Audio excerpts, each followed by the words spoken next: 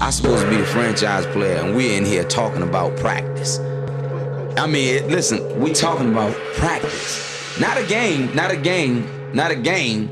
We talking about practice. Not a game, not a game. Me. Bam, bam. Me, man. Not a game. All right, man. Welcome back to We Talking About Sports. This is podcast episode number 7. Man, it feels good to do it 7 times. Lucky number 7. When we started, man, we started as a little hobby thinking, see how we do. I personally didn't know how far we'd get, and it's good to go to 7. I feel like this is something that's going to last here. I really like it. We got to hit double digits. Yes, yeah, we got to get that double digits. All right. Normally, when we start the podcast, something that we like to do is talk about our weeks and shoot the breeze about what's going on. Yeah. But as we all know, something of significance happened this week. Something that we, as a podcast, we want to use our platform to talk about, and we don't want to get political or anything like that or be divisive. We just want to talk about it using our platform. The whole issue with what we saw with George Floyd. And so I told the guys we'd all have a little bit here to talk about what we think about the situation and where we can go as far maybe as a podcast from here with that situation. And I want to give a chance to Roland first to talk about this. Well, first, I hope both of you guys have had a good couple of days since our last podcast, or a good week since our last podcast.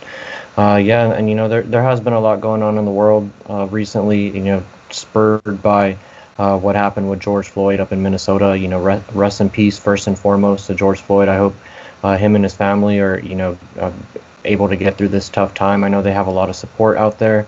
But just to, just touch base kind of on how it's made me realize, how lucky, I've been to be brought up kind of in a place where some of that stuff doesn't exist in terms of racism and injustice. And when you see it, out on TV, just makes you think that there are people that go through this kind of stuff every day, and the one thing that you kind of have to do, as hard as that is sometimes, is just put yourself in their feet and them that I'm talking about. I'm talking about the people that are constantly being prejudiced against in our country, however you want to look at it, one way or the other.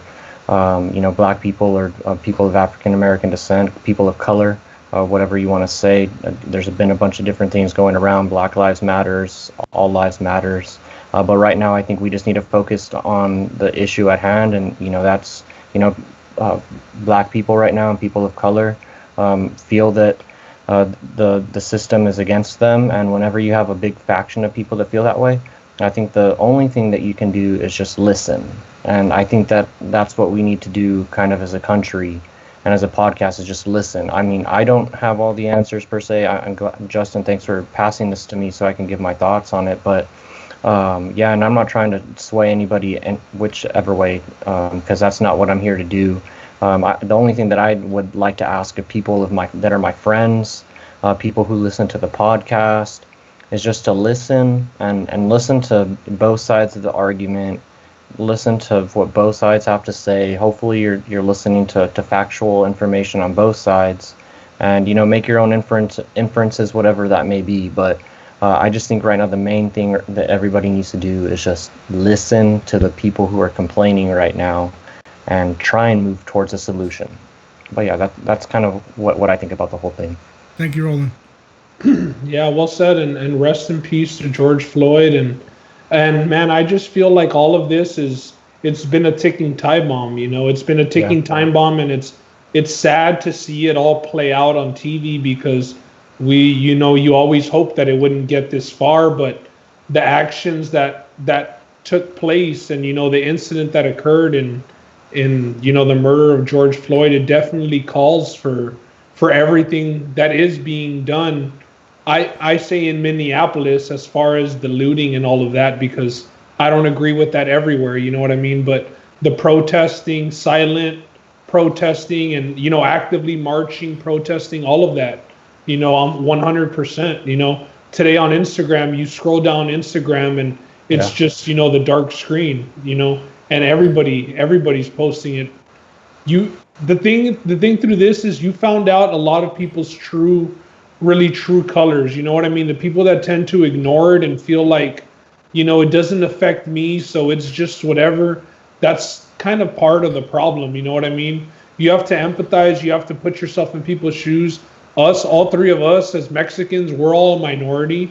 Now, you know, as we might not get it as bad as, you know, African Americans, because they are darker than us Mexicans, you know what I mean? So it is a little more obvious, but we all have to put ourselves in those shoes just because we haven't been through any of those types of experiences. You know, me living in New Braunfels, we personally have. My last birthday, some you know, locals told us, you know, y'all are invading our town. They told a bunch of my buddies and us when we were at a bar, because we went in there, you know, and, oh, y'all are invading our town. And they got up off the bar and left the bar, you know, so it was what it was. And it was white people, of course, but you just have to put yourself in people's shoes to understand, because if you've never been through it, you're not going to understand. So take the time to listen, like Roland said, listen to what people are saying. It's serious, you know, it's serious. You've seen a lot of athletes, famous people all use their platform to say, you know, Cap knelt for this, you know what I mean? For this reason. Yeah, Cap was doing it so silently, and it was such a big deal. And now that it's gotten to this point, now they're thugs and this and that. Well, you can't win either way. So that's why it's gotten to this point, because it started silently and now it's just gotten to the point where at all costs, people need to be heard, and stuff needs to change. I do hope that everybody stays safe. You know, couple rotten apples in the law enforcement, that doesn't symbolize everybody in law enforcement. You know, I have a friend that's in law enforcement we play Madden with, one of Roland's buddies as well, and you know, we talk to him daily and we tell him, hey bro, he's in Dallas up in Fort Worth, and we tell him, hey bro, stay safe. You know what I mean? He's a cool dude. You know, he doesn't represent what those other officers represented, but right now I understand the outrage towards officers. It's unfortunate that it has to be everywhere. You know what I mean? As far as physically, you know, we've seen the videos on social media of wild videos, man, wild videos. Crazy time that we're living in. It seems like COVID-19 has really taken a back seat to this, and deservingly so, because something needs to change for sure. Mm-hmm. Well said, Ben. I want to say I appreciate both of y'all's takes on this. It's a very serious matter in the U.S. and around the world. To any of my black family or friends, people of color, if you feel like you need someone to talk to, I just want to let you know I'm here. I'm going to listen. That's all I can do for now, is just listen. If you think there's something I can do for you, please let me know. I'm with you on this.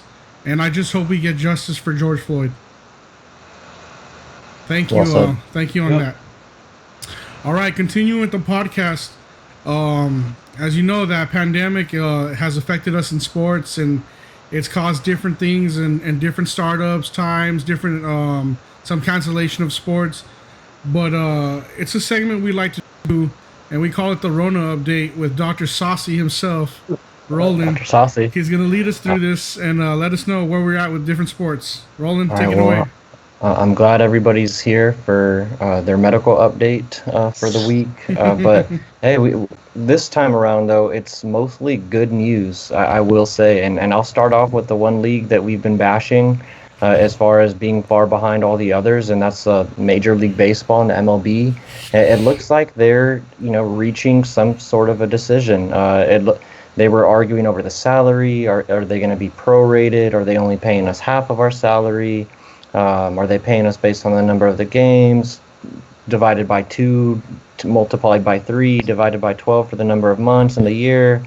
There's just a lot of stuff going on, and there's a lot of players that were very vocal. Max Scherzer was very vocal about saying that he wasn't going to play.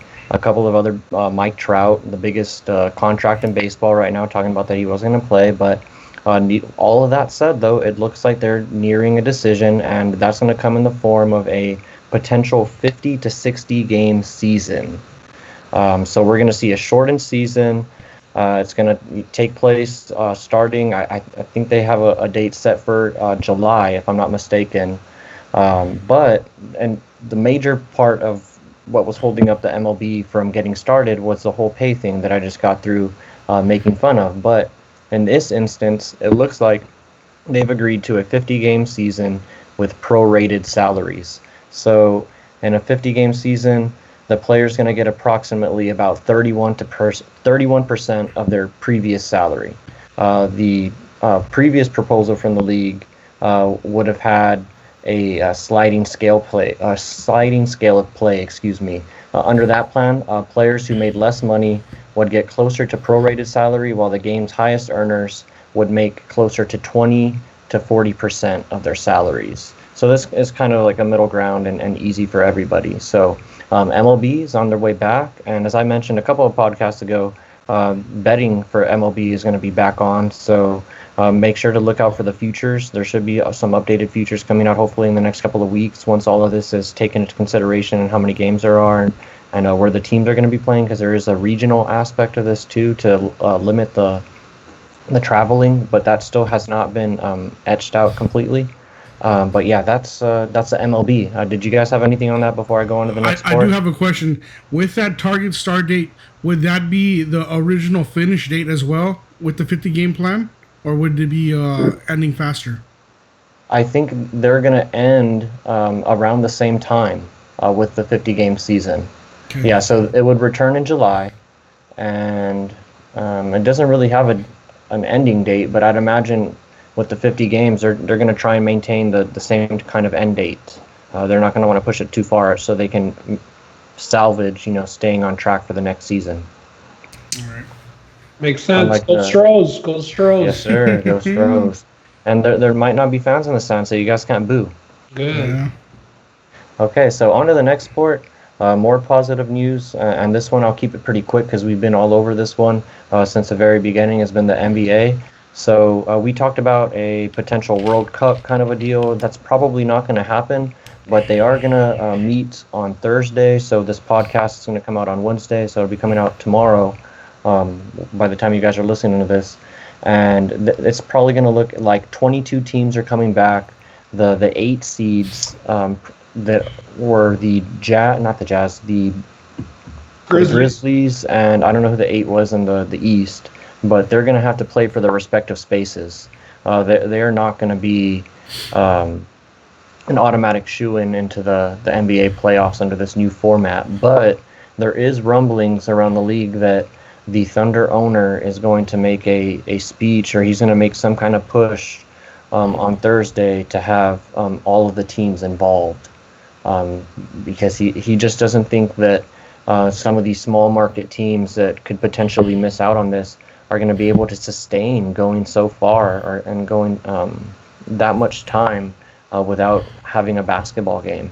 In terms of the revenues lost, the contracts that they still either have to pay out or not pay out, that's still not kind of etched out yet for the teams that wouldn't be invited back. So more to come on that, but there is going to be a push for all 30 teams to be involved in some way or some sort of fashion. Excuse me. All right. Yeah, and the 8 seed in the East is the Magic. There we go. Wow, that's surprising. And the Magic has some pretty good young guys. Markel Fultz. Like a good year.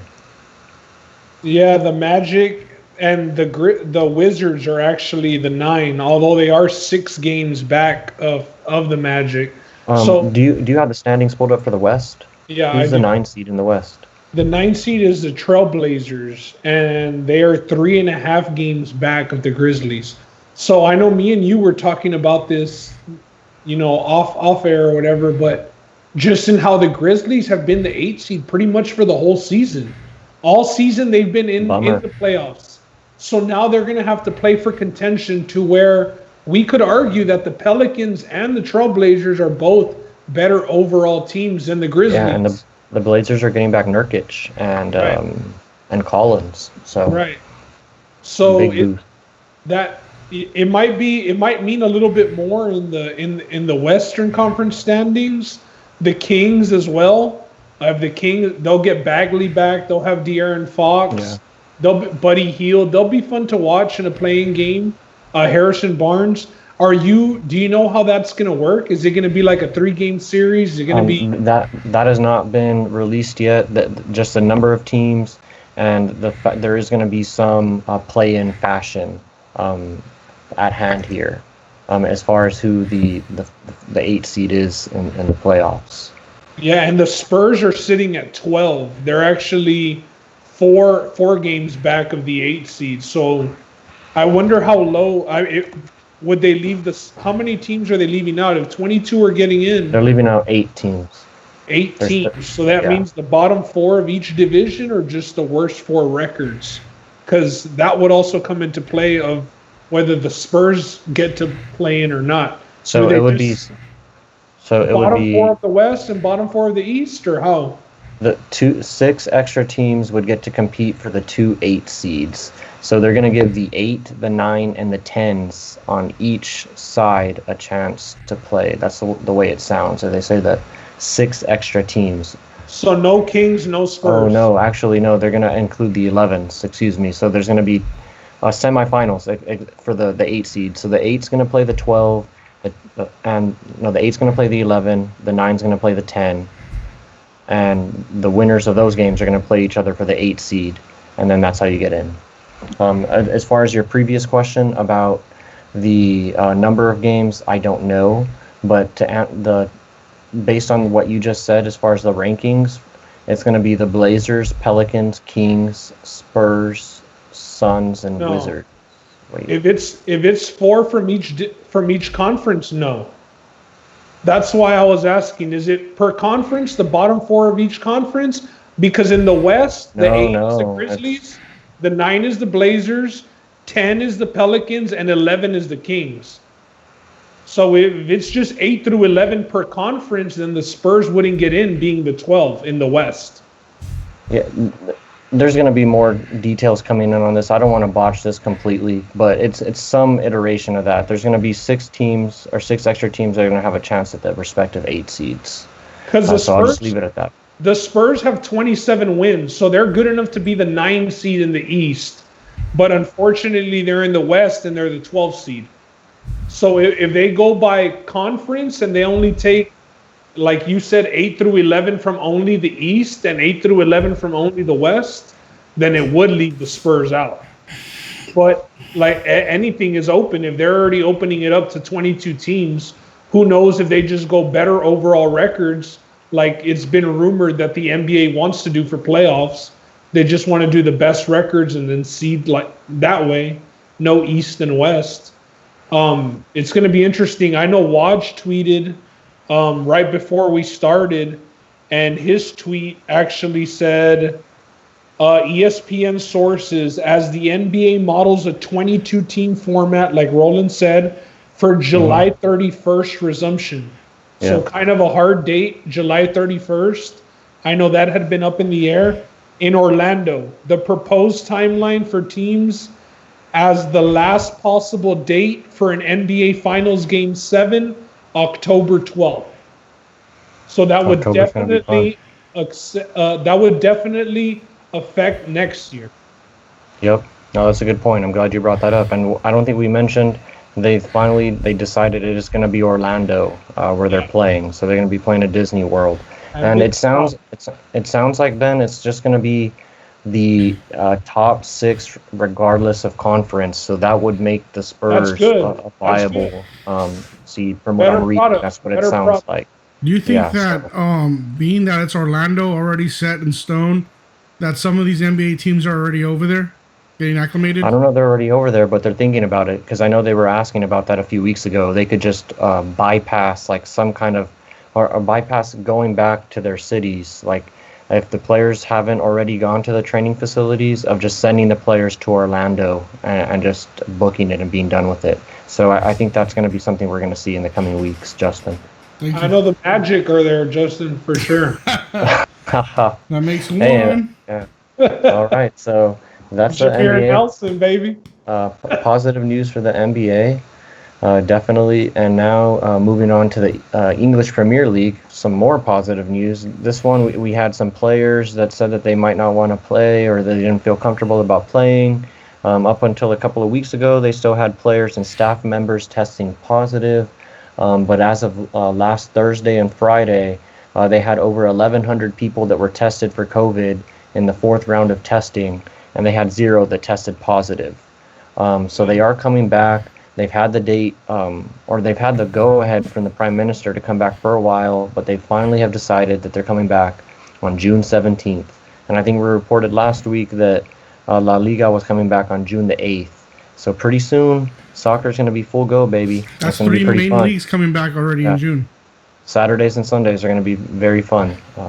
Sunday mornings, excuse me. Some weekdays as well. Yeah.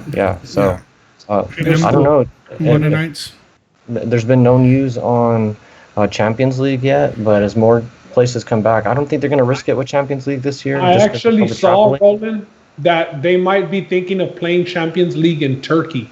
So, okay, just a defined spot and just leave it there. Just in Turkey. Yep. Yeah, that makes sense. Okay, more to come on that. I'll make sure to get on research on Champions Now League. with before we get teams being in La Liga and the EPL, they would obviously have to go and play league games in between their Champions League matchups. So that's a whole nother speed bump.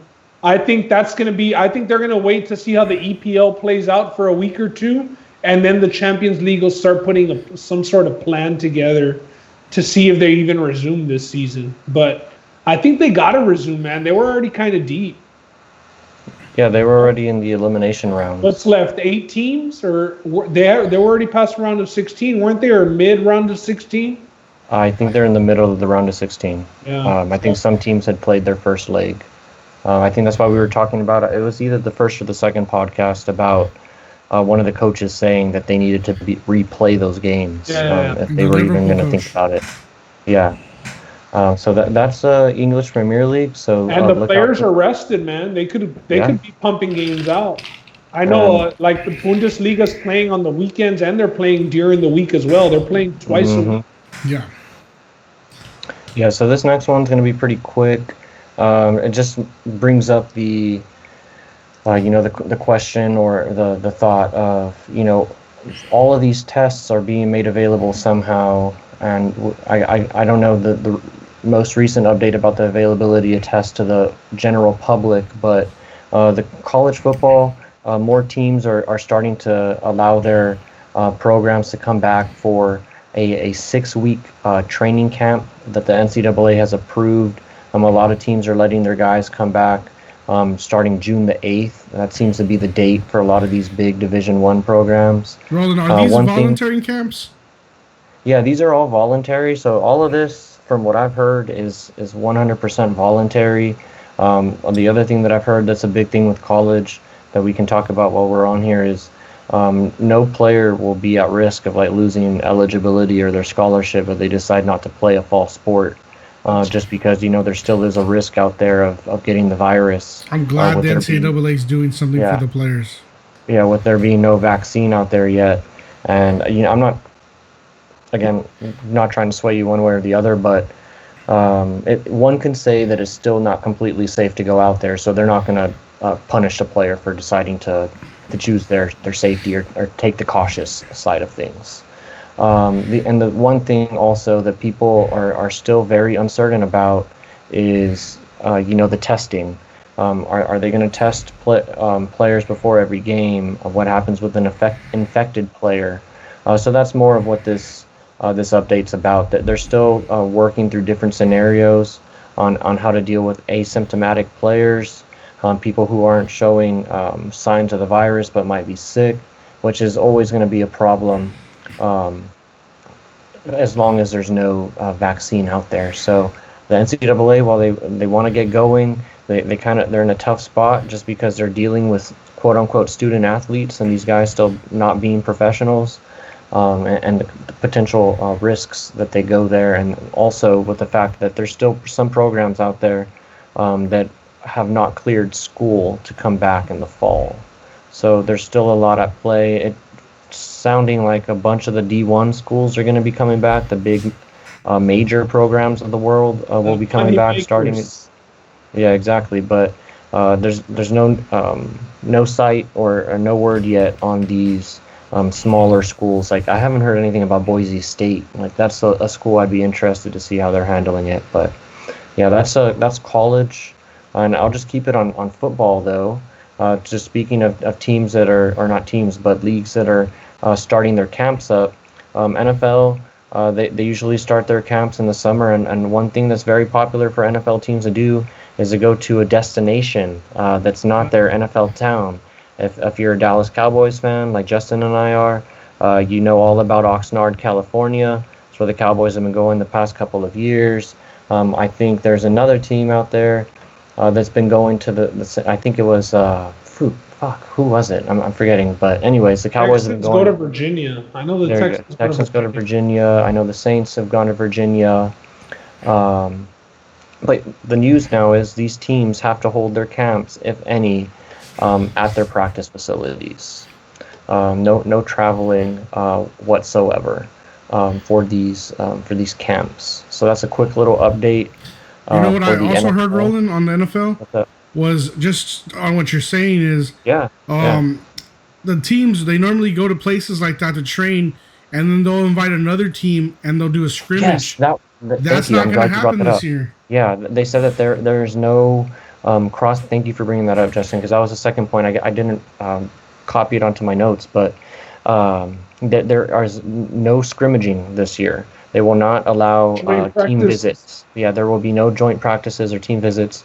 So you won't get to see, the Hard Knocks episodes of DeAndre Hopkins thing on Hard Knocks when the teams come over. Who was it? Don Hall. Oh, dang it! He was Hopkins. Dante Hall and DeAndre Hopkins. When he tore his ACL trying to cover him. Who was the corner? Is what I'm trying to. Hall. Yeah. I'm trying to remember his first name. Hall. I can't remember it for the life of me right now. But yeah, that won't be happening. Dante Hall. Yeah, I think so. But it's interesting to see. And I'm going to be more intrigued when the season starts to see how all of this affects the product on the field. There's a lot of things that we'll get into with the NFL quick hitters, but there's a lot of things that are changed this year. And this is just one of them. So you got to adapt and move on. So hopefully these NFL teams are able to do that. Hey. And, when you all go out, like in public, I know, Roland, you were back at work yesterday, right? Yeah. You were back at the office. Are you all wearing masks when you all go out? Yeah, I wear masks when I go out. When I was sitting at my desk. I wear a mask when I go out, except if I'm going to my family's house. I mean, I take off my mask there. But if I'm going to a store, if I'm going to a restaurant, I wear my mask until I go and eat, and I put it back on. Same. And Gabby and I went to the outlets this weekend, and we were standing in the line outside of Nike, and they had a line because obviously they could only have capacity in there, right? A certain percentage, but everybody 25%.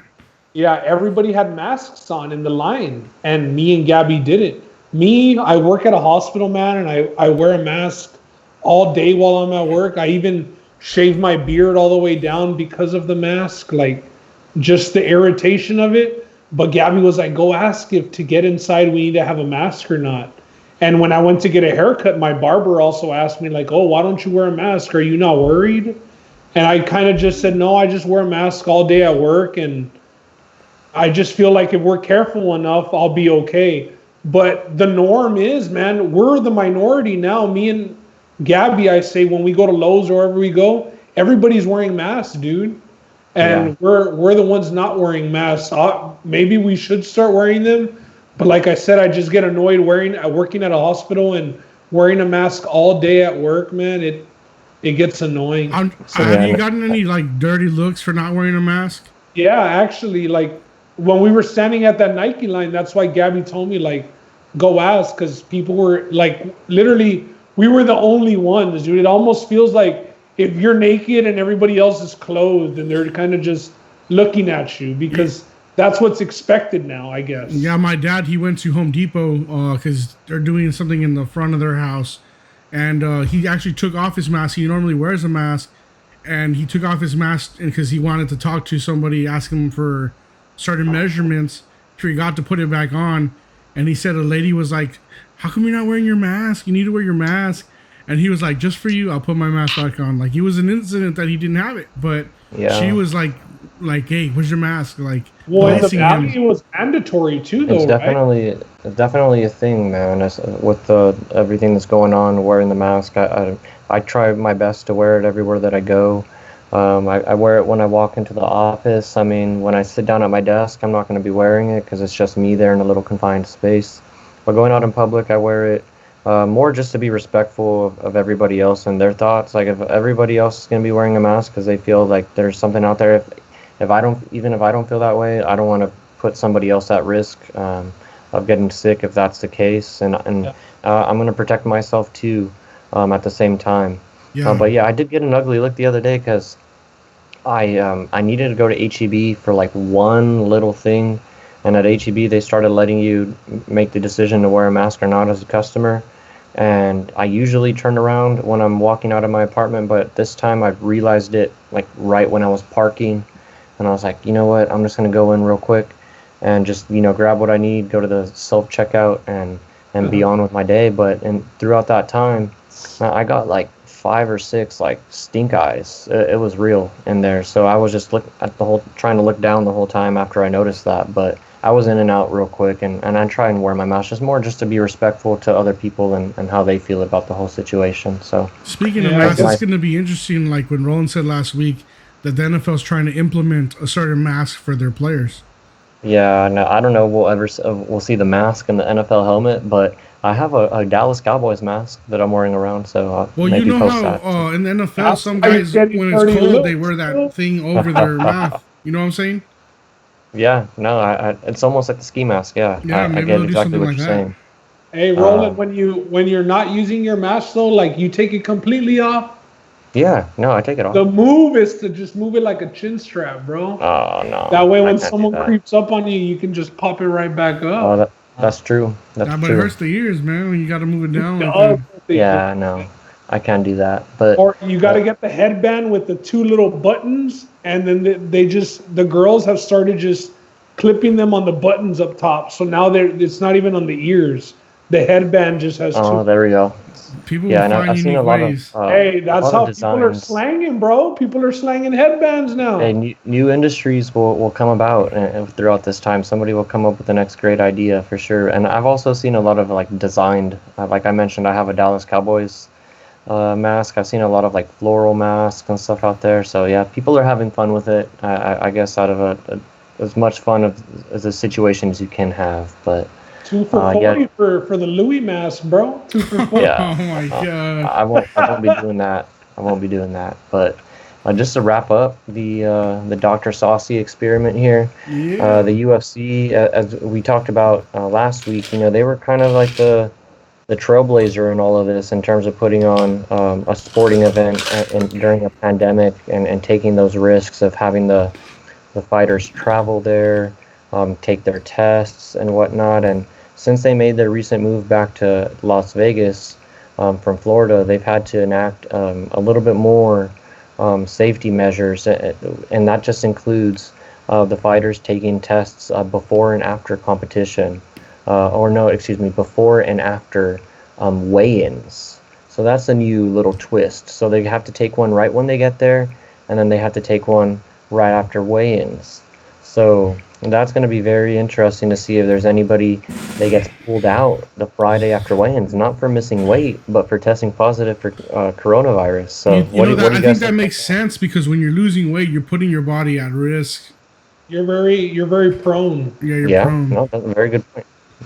And good move by the UFC. And to speak on the UFC, moving back to Vegas, I think it's been a good move as far as the referee and judges' perspective.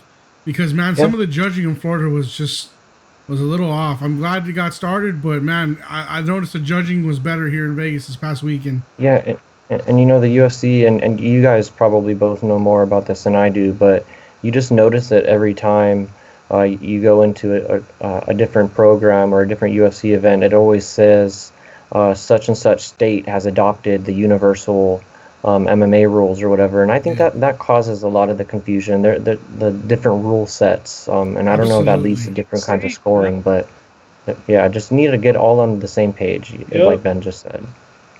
But yeah, that's the UFC, and that was your weekly doctor's visit with Dr. Saucy. Yeah, I'll be billing you guys later this month. All right, this week we got some NFL quick hitters. We're just going to go over them real quick, and just a little bit of news that happened. To start with, rookies this season, they're historically behind as far as signing their contracts. Is that correct, Roland? That's definitely correct. And as we've been talking about for the past couple of weeks, we started this podcast in the midst of a pandemic. That's exactly what's affecting them right now. They're not able to go in and take their physical. That's what's holding up these contract signings. Usually, or at least by this point last year, 204 of the 254 draft picks, that's about 80%, were signed. 20 of the 32 first-round picks were signed.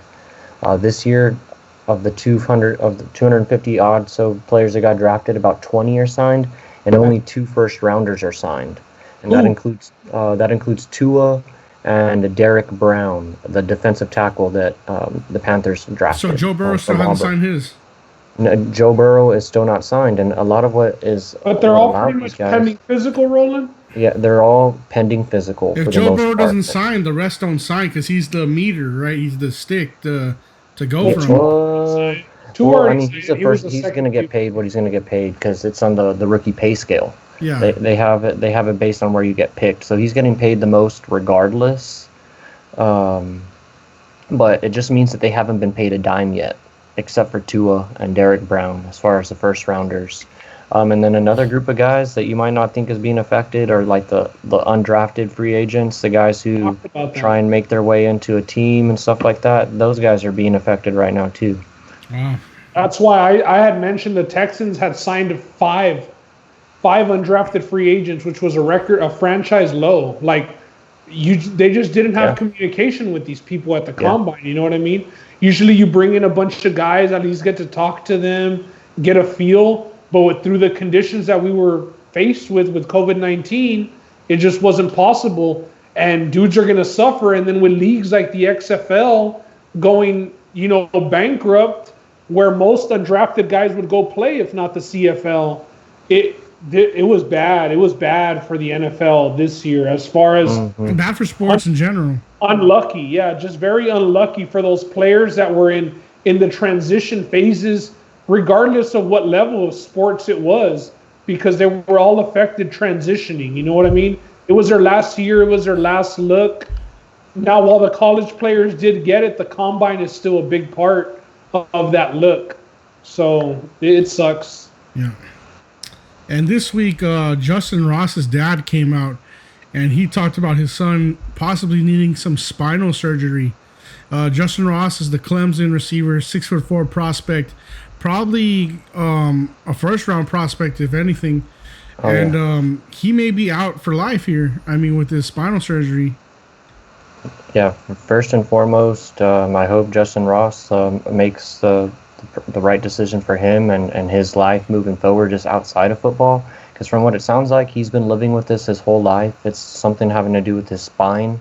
Even though you guys call me Dr. Saucy, I'm not actually a doctor, so I can't really tell you what that means. All that other than the spine and your back is very important, and you don't want to risk an injury there. So if that means that he has to be out for life, then I definitely feel bad for him, because as Justin just said, 6'4", the next Clemson wide receiver in line, and the lineage or the whole line of receivers that they've had thrown out there.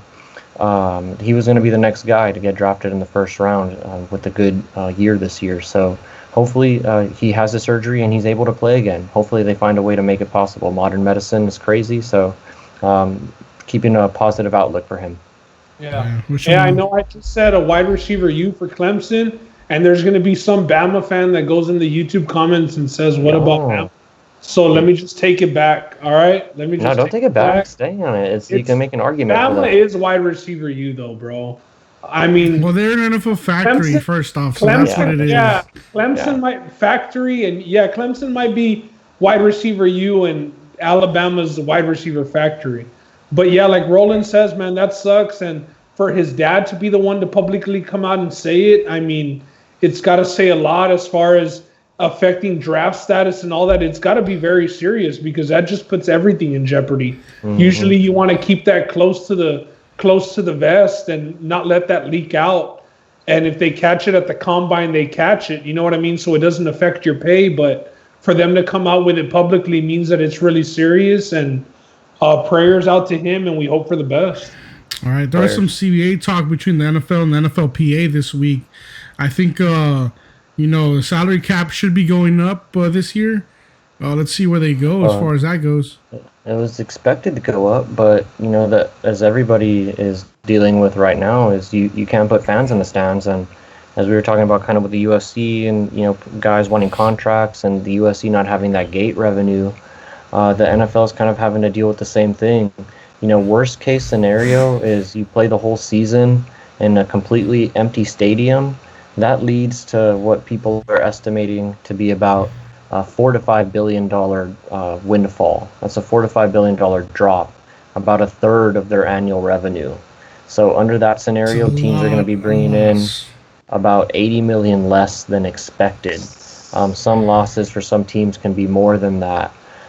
So the 2021 cap is going to be affected and just beyond this year. So a lot of what guys are trying to think about doing is like looking to the future. So the NFL is thinking about possibly borrowing from potential future TV deals, taking out future revenue from the other TV deals for 2022 and beyond, or looking, kind of to what the MLB is doing and looking at some kind of prorated situation or something to try and help with the potential windfall.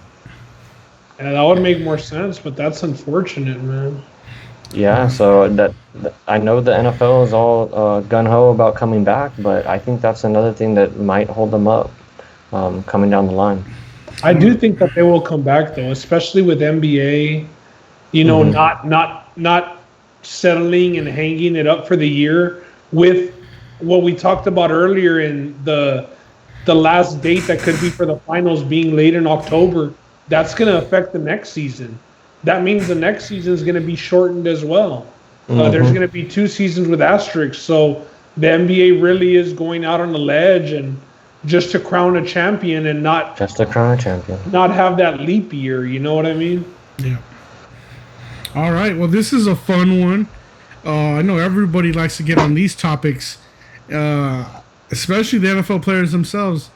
DeAndre Hopkins said he's a better receiver than Michael Thomas. So I got to ask you guys, who is y'all's number one? Justin, we got to put a little bit of context, though. He also said, I'm the best because of the quarterback situation. If I had Drew Brees throwing to me my whole career, my numbers would be out of this world as well. And now as a Texans fan and having Brock Osweiler, Brian Hoyer, Tom Savage, Matt Schaub, I mean, he hasn't had the best of guys throwing to him. And he's had 4 different guys, too. Yeah, until Deshaun Watson got there. And he actually led the league in TDs one of those years with it might have been Osweiler. Yeah, it was Hoyer or Osweiler's year, but he actually led the league in TDs. I've been fighting the good fight for you, Hop. All right, I still love you. You're not with us anymore. So now I'm going to let Cardinals fans argue that you're the best wide receiver. And I'm just going to defer to the best wide receiver talk. Because right now, the Texans don't have a receiver that's up in best wide receivers. You can't defer. You have to make a pick. You're deferring. You're deferring. Okay.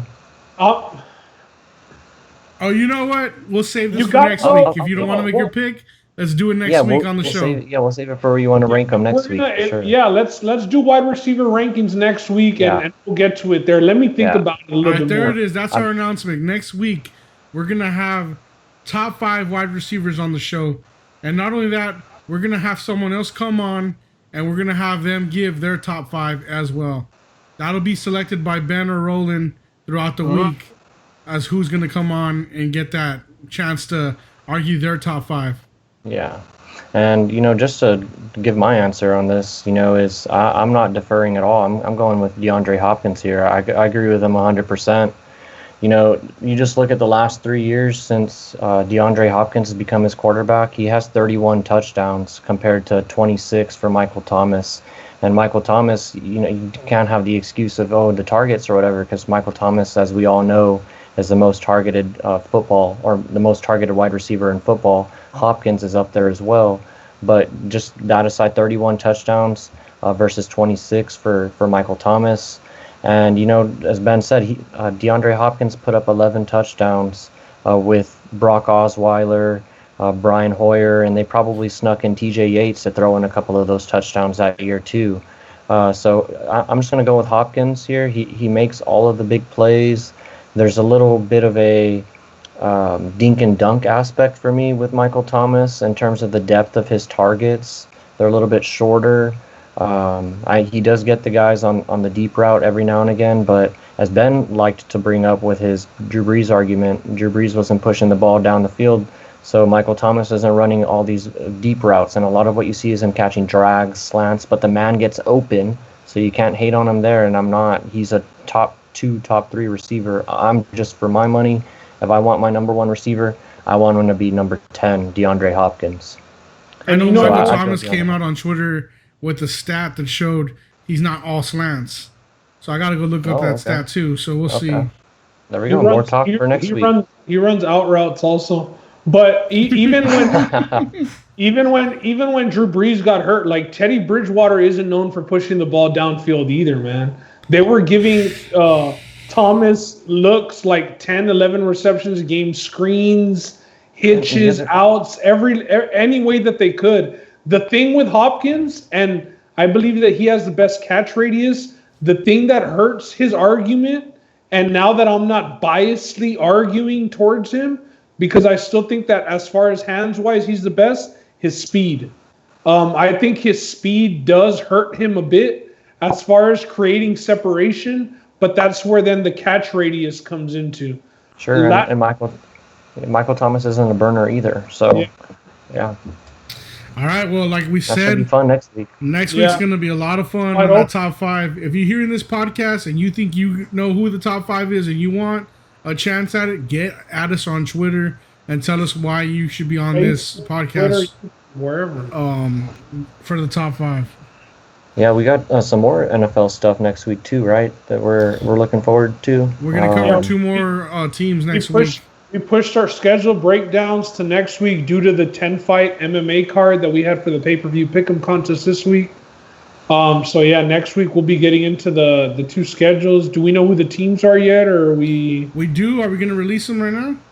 Yeah, let's go ahead and tell everybody who we're going to be breaking down next week. There we go. Steelers and Packers. 2 interesting teams. Episode 8, we'll get into schedule breakdowns of the Steelers and Packers. The Packers, a team that was in the NFC title game last year, looking to repeat. Questionable draft. I know we had them as, what are you doing drafting a quarterback when you have Aaron Rodgers? And the Steelers getting Big Ben back. Let's see how long he lasts this season. Hopefully it's more than a game and a half. Did y'all catch the Packers coach this week talking about Aaron Rodgers?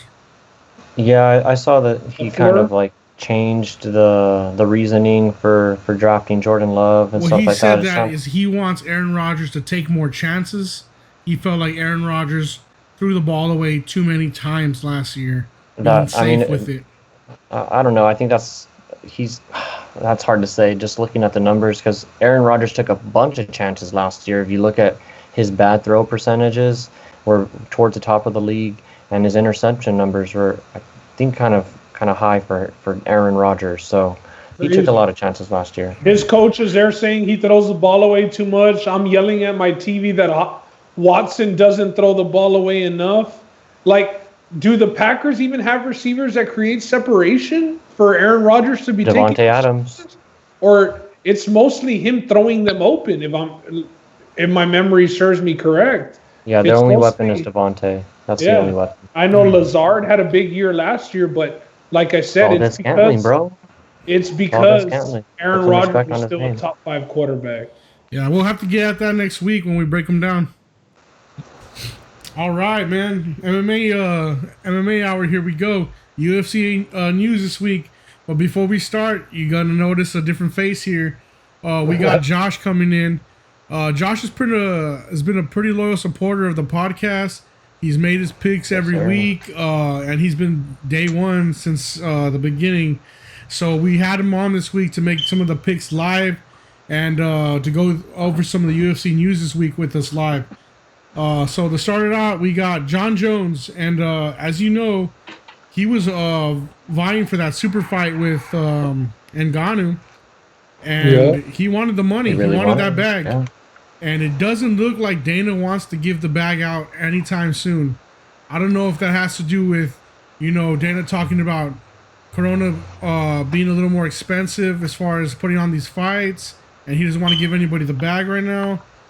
But he says John's made enough for his career. He's not going to feed him. And John said, you know what? I'm ready to go. I can relinquish my belt now. I can step away.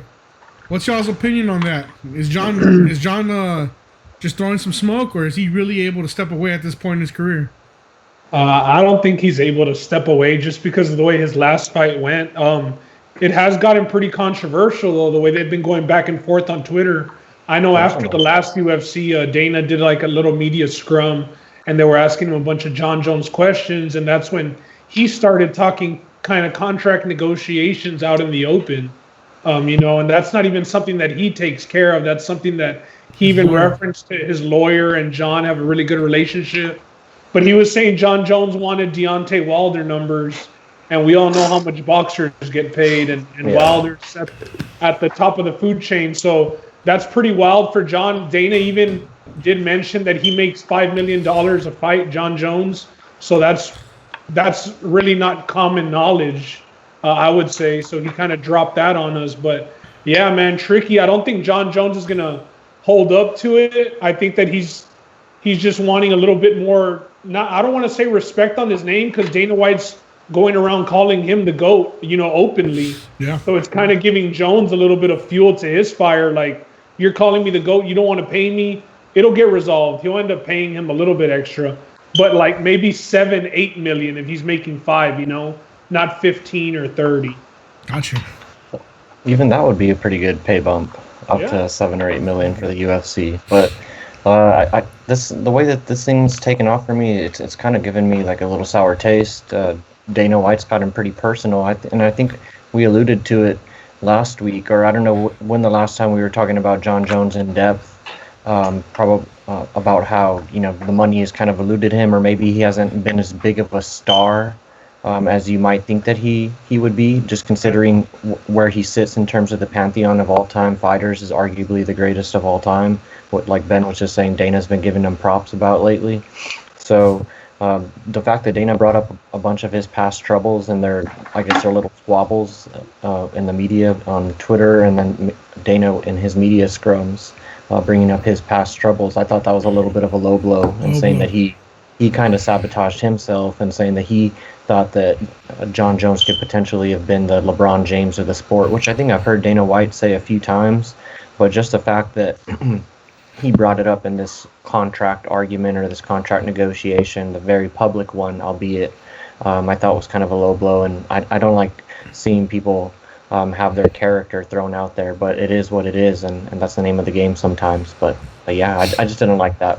I think it's the lack of finishes with Jones as of late. The lack of finishes, it's just people expect him to completely dominate, and he's been more point fighting since he came back from that last little stretch of suspension. What about you, Josh? You think anybody's out of pocket here? Yeah, no, I just see it from both sides, and one of the ways I think about it is it's a little hard with Jon Jones, especially just because the media and everything, especially, And I think that, in a way, John Jones does kind of need the UFC. I'd be scared to see what John Jones in his prime athlete. I still think he's in a good prime, but I think he's slowly going down. He's in his prime still. He's had his last few fights a little closer than ever, keeping the decisions. You know, his best fight in the most recent scene is probably Gustafsson, and when Thiago Santos got hurt, those were his best fights of recent. And I had this discussion earlier this week about, like, it'd be not good to see John Jones in the media if he wasn't with the UFC. So you think he'd be in more trouble if he wasn't with the UFC? Yeah, exactly what I'm saying. Okay. I'm sure he'd pick something else up or go somewhere else. I mean, like, I don't think that he would fight anywhere but the UFC because it's the pinnacle. You know, it's like the top of the top. But man, what kind of, like, where else would he fight? Because, I mean, there's other promotions aren't even holding events yet, you know? I don't believe Bellator has announced their first event yet, but is he going to go to WWE? What's he going to do, you know? I don't know. I don't see it holding up. Yeah. And another way I see it is I think he's not the first fighter that's unhappy with pay, because there's always different fighters that get talked to by different reporters, and they're always saying, hey, maybe if the numbers are a little more up, or maybe if the situation's a bit different with the discussions. So, hey, maybe the UFC just needs to not add another zero, but give a little more compensation to their fighters, because the UFC's at the top of the game as far as mixed martial arts, no question. Good thing talking about the bag. Another thing is you have Henry Cejudo, who's already doing what John Jones is talking about doing. The belts have been relinquished. He stepped away from the game. It's a done deal with Cejudo. So, are we going to start seeing this for fighters who are unhappy with pay? Is this the way to just start holding out now? Hey, give up my belt. I'd rather have the pay than the legacy. No, I think it's a bit drastic, and I think, you know, Cejudo, as we've all come to find out, he was actually serious, and he was actually talking that true game about really wanting that paycheck. As everybody was talking about him, he brought it up multiple times in previous interviews prior to this fight about wanting the bag, or a contract renegotiation. Yeah. But back to, like, John Jones, and I guess you can loop Henry Cejudo in this because he did want a contract negotiation or renegotiation, is the timing of this all. Like, I think people are forgetting the UFC doesn't have gate revenue right now. I don't think they're in any rush to be giving people more money. They're going to try and be even more frugal with their money, if you will. So that gate revenue is a big part of their events, especially those pay-per-view events. I know there's a lot more eyes tuned in on the pay-per-views, and I'm sure the pay-per-view numbers have gone up because of that, but I'm sure it doesn't replace what they're missing at the gate. So, yeah, that's just another thing I was thinking about. And Dana did say in his presser, it's costing them so much more to put these events on because of the whole Corona going on. Yeah, things that they got to do, extra steps. Yeah. All the extra equipment that they need and sanitizing, tests, the separate saunas for the fighters. You know, it's a lot, dude. The separate hotel bookings. Yeah. Because now you can't just book MGM and have the whole floor. It's a lot going on. All right, over this past weekend, we had UFC Fight Night, and, man, were we wrong on Woodley. Gilbert Burns came out looking like a dog ready to fight. Another main event dog comes in, man. Determined. So, I got to ask, what do you do with Gilbert Burns now? He's moved up the rankings. He's the number one contender he's the number now. one contender. Do you give him the shot? I mean, he's had some of the two best fights in the past. That was crazy how high they jumped him from 6-1. I know that he beat the number one ranked fighter, but all the talk has been about Masvidal fighting Usman for the belt, and Masvidal, I believe, is 2 or 3. Is Colby 2 or I don't know. Colby's 2 and Masvidal's 3. Yeah. Okay. And the fights have been all about, is it going to be the rematch with Colby or is it going to be Masvidal? You would think that the match, the people, whoever does the rankings would do the UFC a favor and, you know, move up one of the guys that's being talked about with Usman, but they jump Burns from 6-1, and he's one of Usman's main training partners. Yeah. You know? Yeah. So that's crazy. I think they gave him a lot of respect for the victory over Woodley, obviously. I mean, by moving him up. And Woodley was the prior number one contender. he had that number 1 ranking by his name on Saturday night. So, and you can't argue with what Gilbert Burns went out and did on Friday night. I mean, Saturday night, he won 5-0. I think there was a 10-8 sprinkled in there somewhere, or maybe 2. First round could have been 10-8. First round, yeah. It was. I heard a 50-44 out there. So he went out and dominated. Definitely threw his name in the ring for a championship fight. But I think at this point, you either got to do the Colby rematch or Masvidal versus Usman. Gilbert Burns, maybe a Leon Edwards fight if they can. That's what makes sense. If they can get Fight Island going on. Excuse me, you think Colby and Leon would be good? No, I'm talking Colby and Gilbert. Colby and Edwards. I think there you go. Gilbert Burns is going to take whoever, but he definitely has to have one more fight before he gets a title shot. Yeah, I don't think he's in the order's just a little. Yeah. And we all know Leon Edwards needs another fight. It's just something that makes sense. Burns fought on that Brazil card, the last card prior to the Corona. He fought on this one, and I mean, he didn't even get touched up, man. He went in there for what looked like a sparring session for him. Was that Damian Maia? Yeah, he knocked out Maia on the Lee and Oliveira card. Looked really good. Yeah. So, bro, I mean, he already came back. No, he took no damage. Woodley, the only thing Woodley had was a right hand. Woodley wasn't mixing it up. He wasn't going for the body. Nope. He got rattled in the first round. He got dropped. He got his back taken. I was actually surprised that he survived that positioning with Gilbert Burns' pedigree and him not being there. But it was complete domination, man.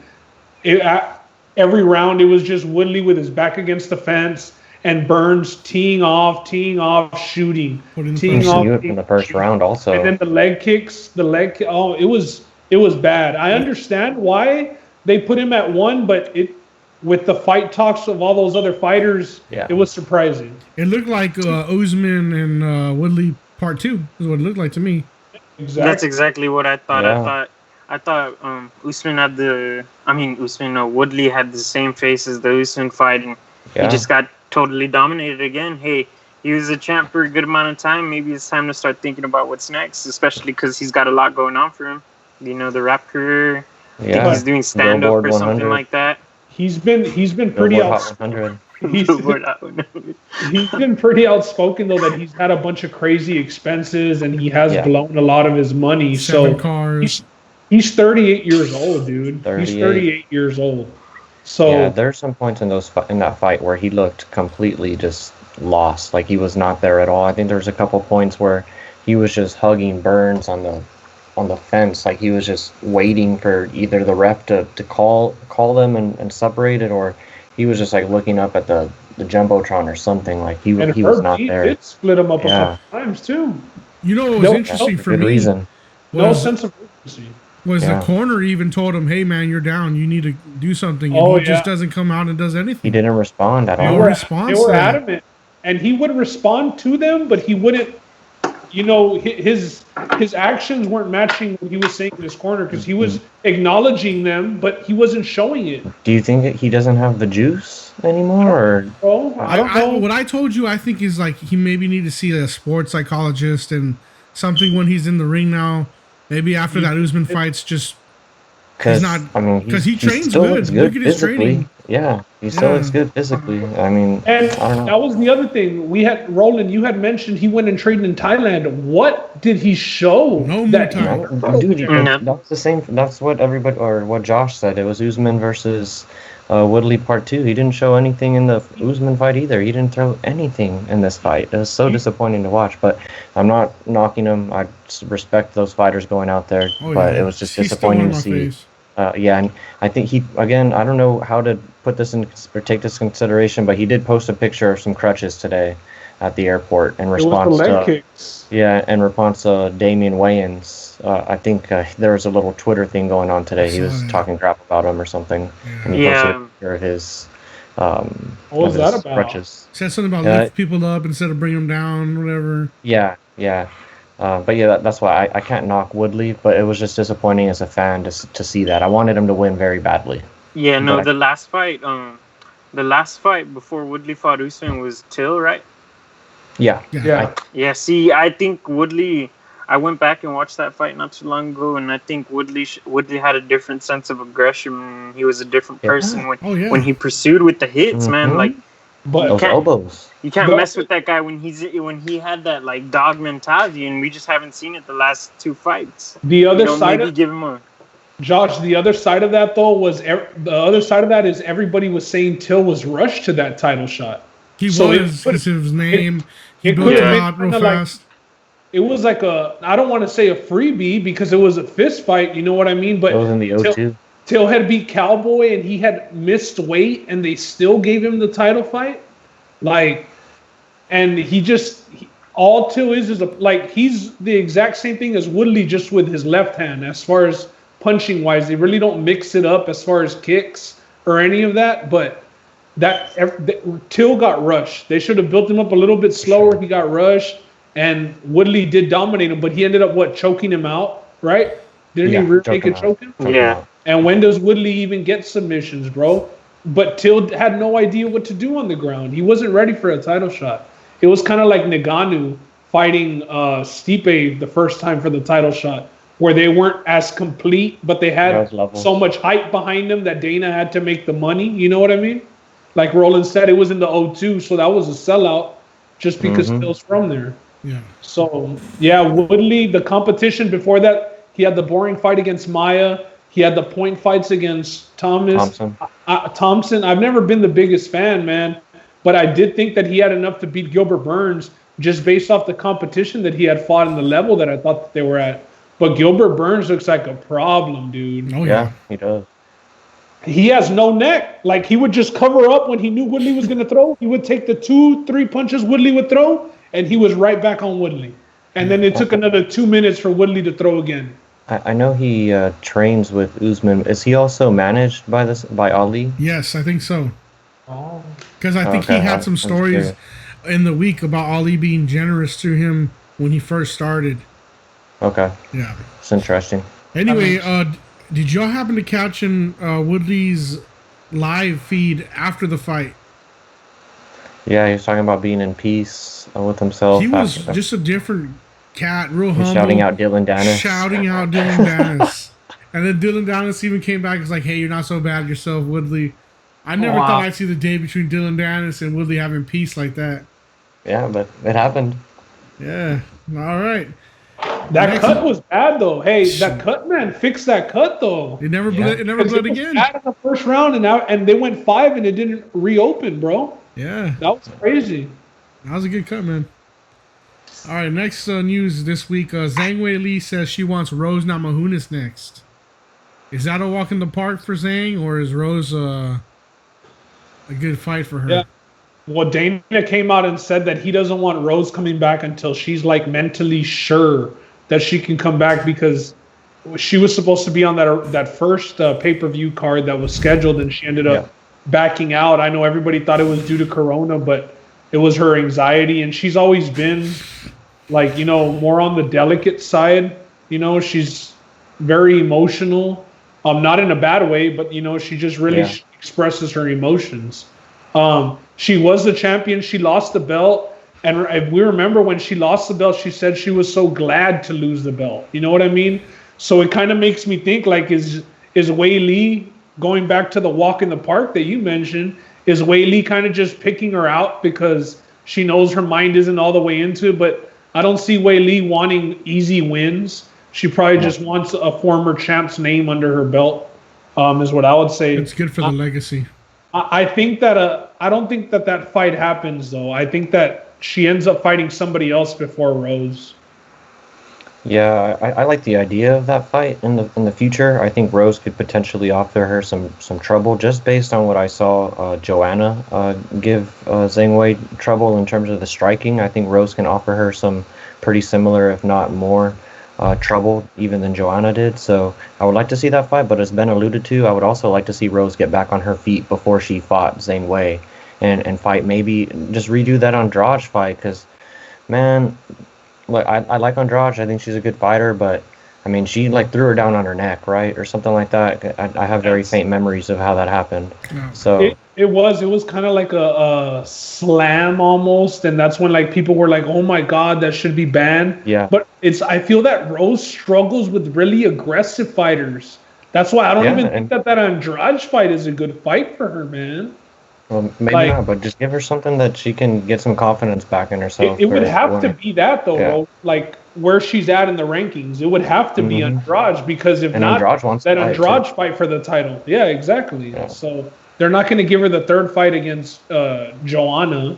Yeah, but I like Zhang Wei as a champion already, even though she beat my girl Joanna, or our girl, Justin.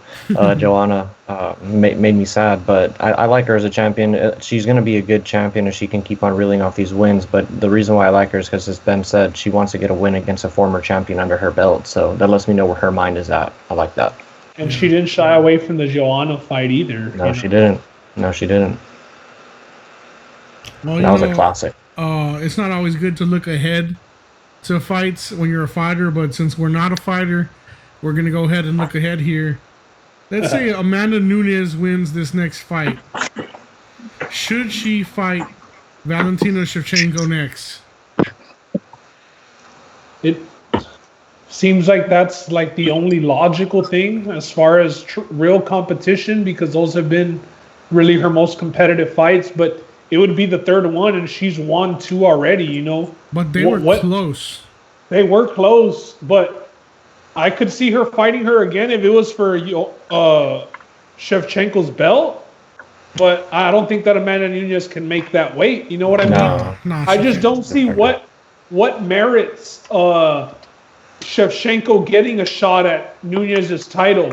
If you go and look at Shevchenko's winning streak, I know it's been dominant, man, but it's been against some very low level fight, like not low level fighters, but girls that don't really have finishing power. Yeah, it hasn't been like Nunes has Cyborg under her belt. She has Holly Holm under her belt. She has Rousey under her belt, you know, and Shevchenko has Jessica Ai and Caitlin Shukagian. Yeah. At this point, it's almost like inevitable that they're going to fight again, just because there's nobody left on the roster almost for now them that Cyborg's gone, to right? pit them against. Yeah, exactly. Yeah, but the best. you know, I do like, and I'll take this from Helwani. I'm reading this article here. Joanne Calderwood, I think she should, you know, maybe get a fight against Shevchenko before they do the trilogy. If we're talking down the line, There has been rumors. Yeah, I think Calderwood should get a shot, because she lost a very controversial fight to, wasn't it Shukagian?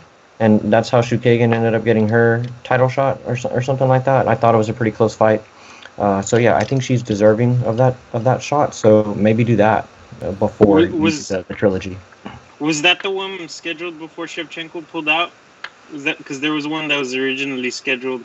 I think so, or Joanne might have pulled out herself for whatever reason. Well, because she's from England, so maybe for traveling issues. Yeah. Just to throw a name out there, Shevchenko also beat Holly Holm. Oh yeah, that's a good victory. 35.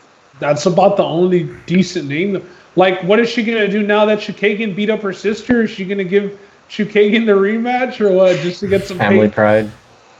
Man, what? That was domination, bro. There is no rematch there. I can't believe that Shevchenko was a favorite. I think people just thought it was the other Shevchenko, and that's why they were her, or just thought it ran in the genes. Yeah. Yeah. Shevchenko also beat Juliana Pena, who was on a pretty good run up until that fight.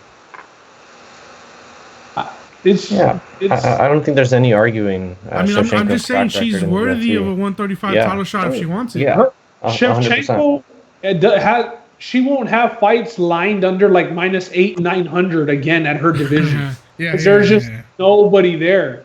But the best thing. Go for it. Sorry.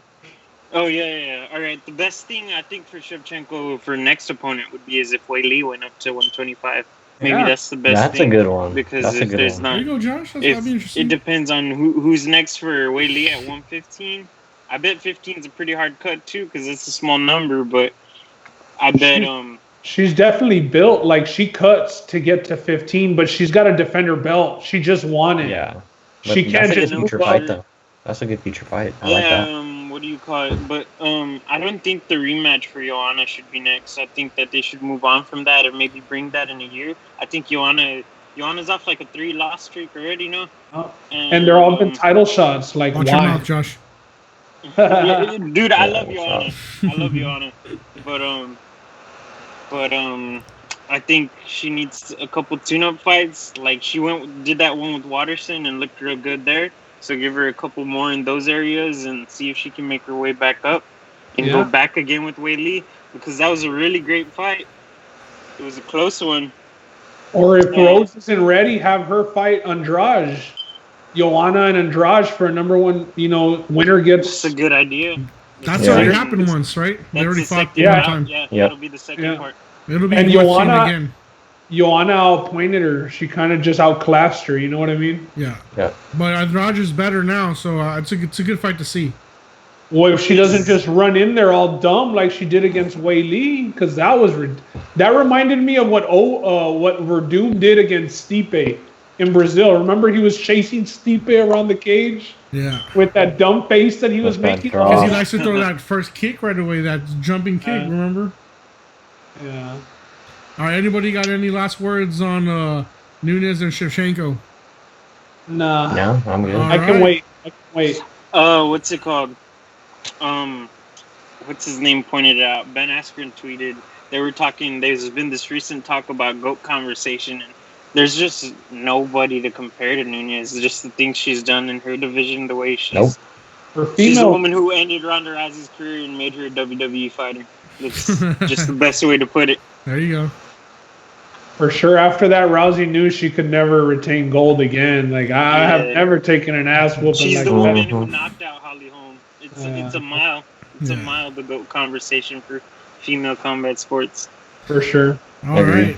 Well, we do got a pay-per-view this weekend, and that's UFC 250. Big card. Headlined by Amanda Lioness Nunes versus Felicia Phenom Spencer. As you know, we like to make our picks live for the UFC pay-per-view cards. So we're going to kick it off to Ben, and Ben's going to guide us through the cards, and we'll make our picks through there. First, I want to go over the contest picks updated after last week. We had a 4-0. We had Mondo go 4-0 with the 4 main picks. He needs to do that. So, yeah, he does, because he's still losing to Gabby. Get to say that on air, Mondo. So the updated odds are Roland Z with 13.3, Justin with 12, me with 13.4. So that's why we have decimals, people. Okay, that's why. I need to recount that. Roland is number 2 due to decimals. All right. We got Josh at 10.4, Gabby at 10.7, John at 2.35, Mondo at 10.2. So he's in the mix now. Mondo's in the mix. There we go, Mondo. Roland Gonzalez at 5.4. Izzy at 3. Izzy, you got some work to do, partner. I don't know if you just want to throw darts at this point, because you got some catching up to do. And Diego at 6.55.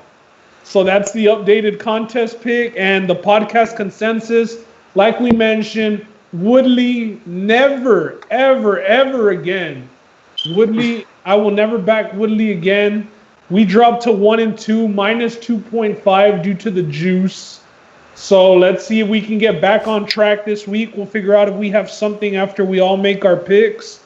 But we're going to be transparent, and we're 1-2. Hey, let me just say one thing. I want to say Mondo didn't make his picks the first week, and look where he's at now. You gotta give him props, bro. You don't gotta give him props. So all I want to say is for anybody who's still thinking about joining the contest, join the contest, because look at Mondo. He's right in the mix. He just got lucky. Yeah, and he's losing to Gabby, bro. Like, no, but you get what I'm saying is you Gabby can still join and still make it here. Listen, Justin, I get it, but you're giving Mondo too much credit, bro. Yeah, exactly. He's losing to Gabby, and she's picking based on beards, Justin. Me and you could be in the cage, and she would pick us due to our beards, and she would lose bad. Well, And Mondo's losing to her, bro. she's been right so far, man. Yeah, she has. All right, so then let's get into this week's card.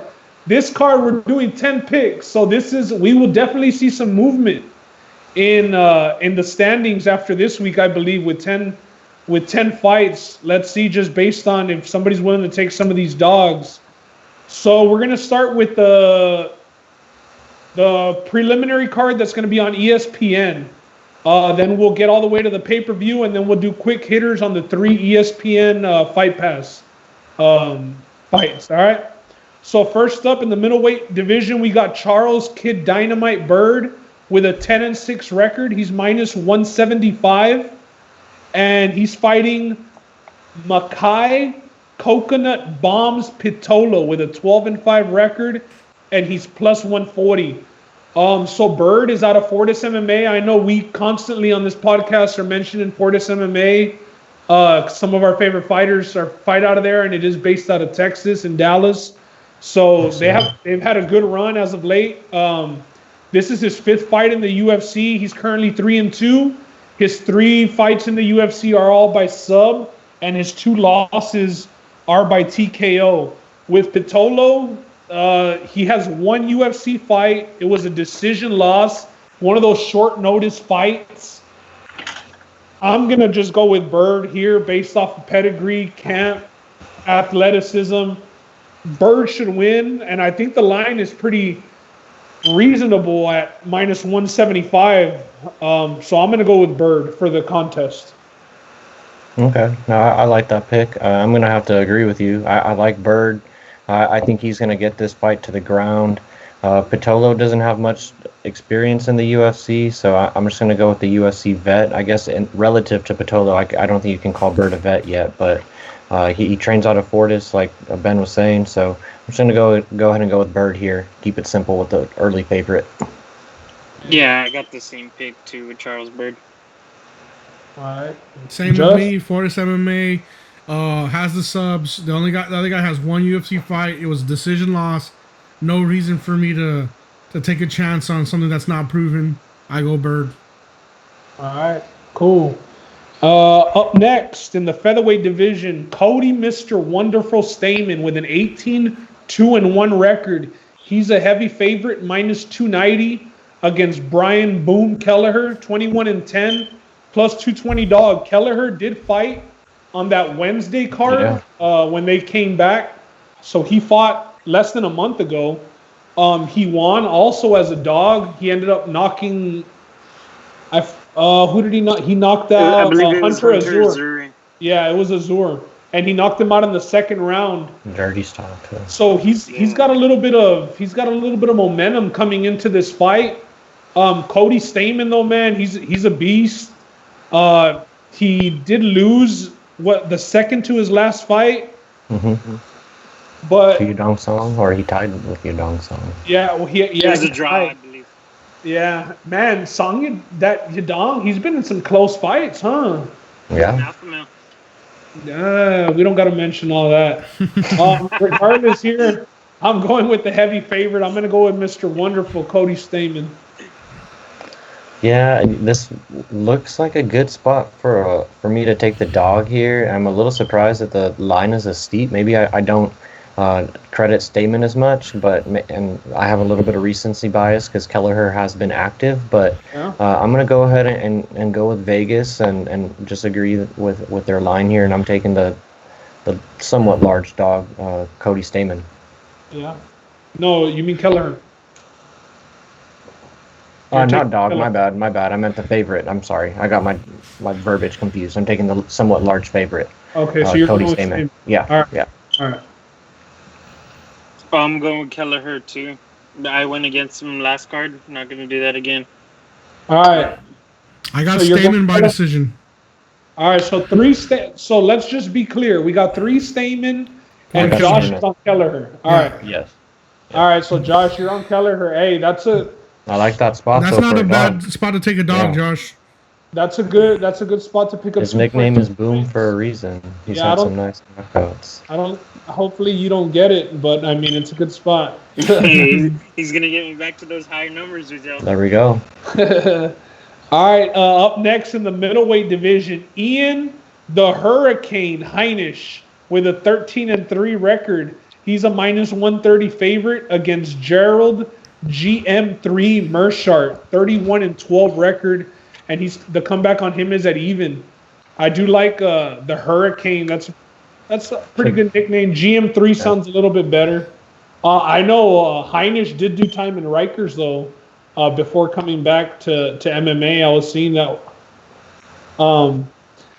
In this one, Heinisch, Factory X, he's coming off 2 losses, both by decision. He made his way into the UFC off of the Contender Series, Dana White Tuesday Night Contender. Mearshart out of Rufus Sport out there in Milwaukee with the Pettis brothers in them. 23 of his 31 wins come by sub. His last win was against Darren Wynn. I know a lot of high hopes for Darren Wynn just because he had that DC stamp of approval. But his UFC career hasn't been very good, and he's missed weight a couple times. So that win doesn't look very good anymore. Regardless, in this one, I'm gonna go with GM3. I'm gonna go with Mearshart. Damn. Wanted you to disagree with me because we're so close in the standings here, but I'm going with Gerald Mearshart also. He's been in the UFC a lot longer than Heinisch, and I'm just going to go with the more experienced guy. He's fought a who's who of opponents, really, or not really a who's who, but he's fought some pretty notable guys relative to Heinisch, so I'm just going to go with Mearshart here out of Rufus Sport. So yeah, let's go. Yeah, I'm going to go with Mearshart too. I think he's either going to take it to decision or get that sub win. Mearshart gets his 24th sub. Damn, nice. unanimous Mearshart. That's surprising. I saw the names he's fought. I'm comfortable with it. Yeah. Mm-hmm. All right, coming up next in the main event of the ESPN prelims in the featherweight division, we got Alex Bruce Leroy Cáceres with a 15-12 record, plus 135 against Chase Hooper, 9-0-1 record, undefeated, minus 170. Hooper, the youngest fighter in the UFC, 20 years old. He made his debut last year. Is this Mini Ben Askren? Yep. Yeah. Yes. That's his son. His first fight was at 248. Yeah, exactly. And he didn't look too good standing up, man. He was getting pieced up big time, and then he managed to get the fight to the ground eventually where he got the sub. He's a beast on the ground. In this fight, I expect him to want to do the same thing, especially because he's fighting Bruce Leroy, and he's more of a veteran, tough alum. He's been in the UFC for almost a decade. Hooper, it's only his second fight. His debut was against Daniel Tamer, and that is the suckier of the two brothers. He TKO'd him. Yeah, they're two brothers, but he's definitely the worst of the two. That was on the Usman and Covington card that this fight happened. But he full mounted him, and then he started slicing him up with some elbows from the top, Hooper. So that's how he got his win. In this one, I expect Cáceres to just outclass him, man. Just outclass him, beat him up standing up, maybe even drop him early. I hope that Cáceres doesn't go to the ground with him because he always scrambles and manages to find himself in a stupid position and makes himself very vulnerable. But I'm going to go with the underdog here, and I'm going to take Cáceres at plus 135. Ooh, finally we disagree. I'm going to go with Chase Hooper here. Despite the fact that he did look pretty suspect on his feet, but I mean that's not where his game's at. I mean he's a guy that wants to get the fight to the mat, and he knows exactly what he's doing down there. I know Cáceres has been in the UFC a little over a decade, and it kind of contradicts my thought process for a couple of my previous picks, but he's pretty much a 500 fighter. He's 15-12 for his career. Chase Hooper is an up-and-comer, and I think he's going to add another guy to his belt here. So I'm going to take Chase Hooper here to finish off the preliminary card. Yeah, I agree. I think they're building up Hooper to be the next thing. He's featherweight, right? This is a featherweight fight. Yep. Yeah. So I'm gonna go with Hooper, and Yeah, it's gonna be Castro. the American Dream, He has a loss against the teenage dream, The right? teenage dream, Jason yeah. Knight. Yeah. Yeah, I'm gonna go Hooper just on personality. I like the kid. I want to see him win. I want to Nice. continue to see him do interviews and things like that. It's been pretty fun to see him. Yeah, no, Ben Askren's gonna take his son to the M&M factory after the win again. Hey, Roland, he does have a loss to Jason Knight, but he also has a split loss to Yair Rodriguez. He has a win against Cole Miller. I mean, he's fought Kron Gracie. He's fought the who's who of fighters. Francisco Rivera, so Uriah Faber, Sergio Pettis. I just feel like I'm glad that I'm on the opposite side of everybody on this one, but I feel like he's going to outclass him just with his veteran savviness. Hopefully. Well, it should be a good fight. It's two fighters with contrasting styles. So. And I like Hooper's build, Hooper's definitely a lot taller, and he kind of smothers his opponents. So that's what he'll be looking to do. And just something to note, all the events, since they are at the Apex, they're in the smaller cage. So that's right. That's a good point. Yeah, that benefits fighters who, like to grind it out, push up against the cage. It's easier to close the distance. Just a little pointer just something to point out. All right, well, let's get to the pay-per-view portion, baby. Main This is what we card. got to pay for. This is what we got to pay for. In the bantamweight division, Eddie Wineland, 24-13-1. He's a plus 365 dog. And we got the return of Sugar Sean O'Malley, 11-0, and he's minus 550 favorite. Now, my first reaction when I saw this line, I expected O'Malley to be the favorite, but minus 550 was like, damn. It's like not even parlayable at that line. That's crazy. So Eddie Wineland, 35 years old, O'Malley, 25 years old. So this is vet against, up and coming prospect phenom, who everybody considers to be the guy that is going to get to the point where he's going to be fighting for titles in Sean O'Malley. So O'Malley, this is the toughest fight of his young career. Wineland was a WEC champ. He did fight for a UFC interim title. He's got the best takedown defense in that division. A lot of power, but it's too much athleticism he gives up. O'Malley's very creative. He's good on the ground and standing up. I know O'Malley's been chomping at the bit to get back in there. He tweeted "Daddy's back" June 6th when he confirmed his fight announcement. And I'm just not going to go against O'Malley. So I'm going to go O'Malley as a heavy favorite. Yeah, I'm not going to put too much thought into this one. I think it's much similar to the previous fight in terms of where both of these guys are at in their careers. I'm just going to go with O'Malley, the prospect that's on his way up. Sugar. Yeah, the Sugar Show 2.0. Can't go wrong with it. He's looked Are very they, good in the last fight. Very dominant. Do they drug test in the UFC for marijuana anymore? Nowitzki just came out talking about how they're going to be removing marijuana from the list. This was this week on Twitter. Okay, well, I'm glad I brought that up because O'Malley's very, very out there about his love and affection for Mary Jane. I want to say he has his own strain, but I'm not 100 on that. If he doesn't, he will soon. Oh, yeah. That makes me wonder if they're going to cut down I think it was Gastelum who recently tested positive for weed. Gastelum's like one suspension away from getting a big ban, man. Like a Nick Diaz ban. All over smoking. Something that I was going to say, though, in O'Malley, he's the guy, like, if you're buying stock, comparing it just to the stock market, if you're buying stock, you want Sean O'Malley stock, man. This guy, he burst onto the scene through that Contender Series with Snoop Dogg, commentating. Uriah Faber, yeah. And Uriah Faber, and after the win, he went in there and smoked a joint with Snoop Dogg, and ever since then, it's just taken off. What I will say, in this fight, though, he needs to stay focused, because if he starts showboating, doing stuff like that, he could get caught by Wineland. And something that I wanted to point out as far as against the lines, I know there's no over/under out yet, but I like this fight to go to decisions. I know I picked O'Malley, but I expect it to be by decision. Wineland hasn't been finished in 6 years. He's got the best takedown defense. I think if O'Malley finished him, it'd be due to sub. I don't think it'd be by knockout. And two out of three of O'Malley's UFC fights have gone to decision. So I think that whenever that comes out, I think that that's a good look.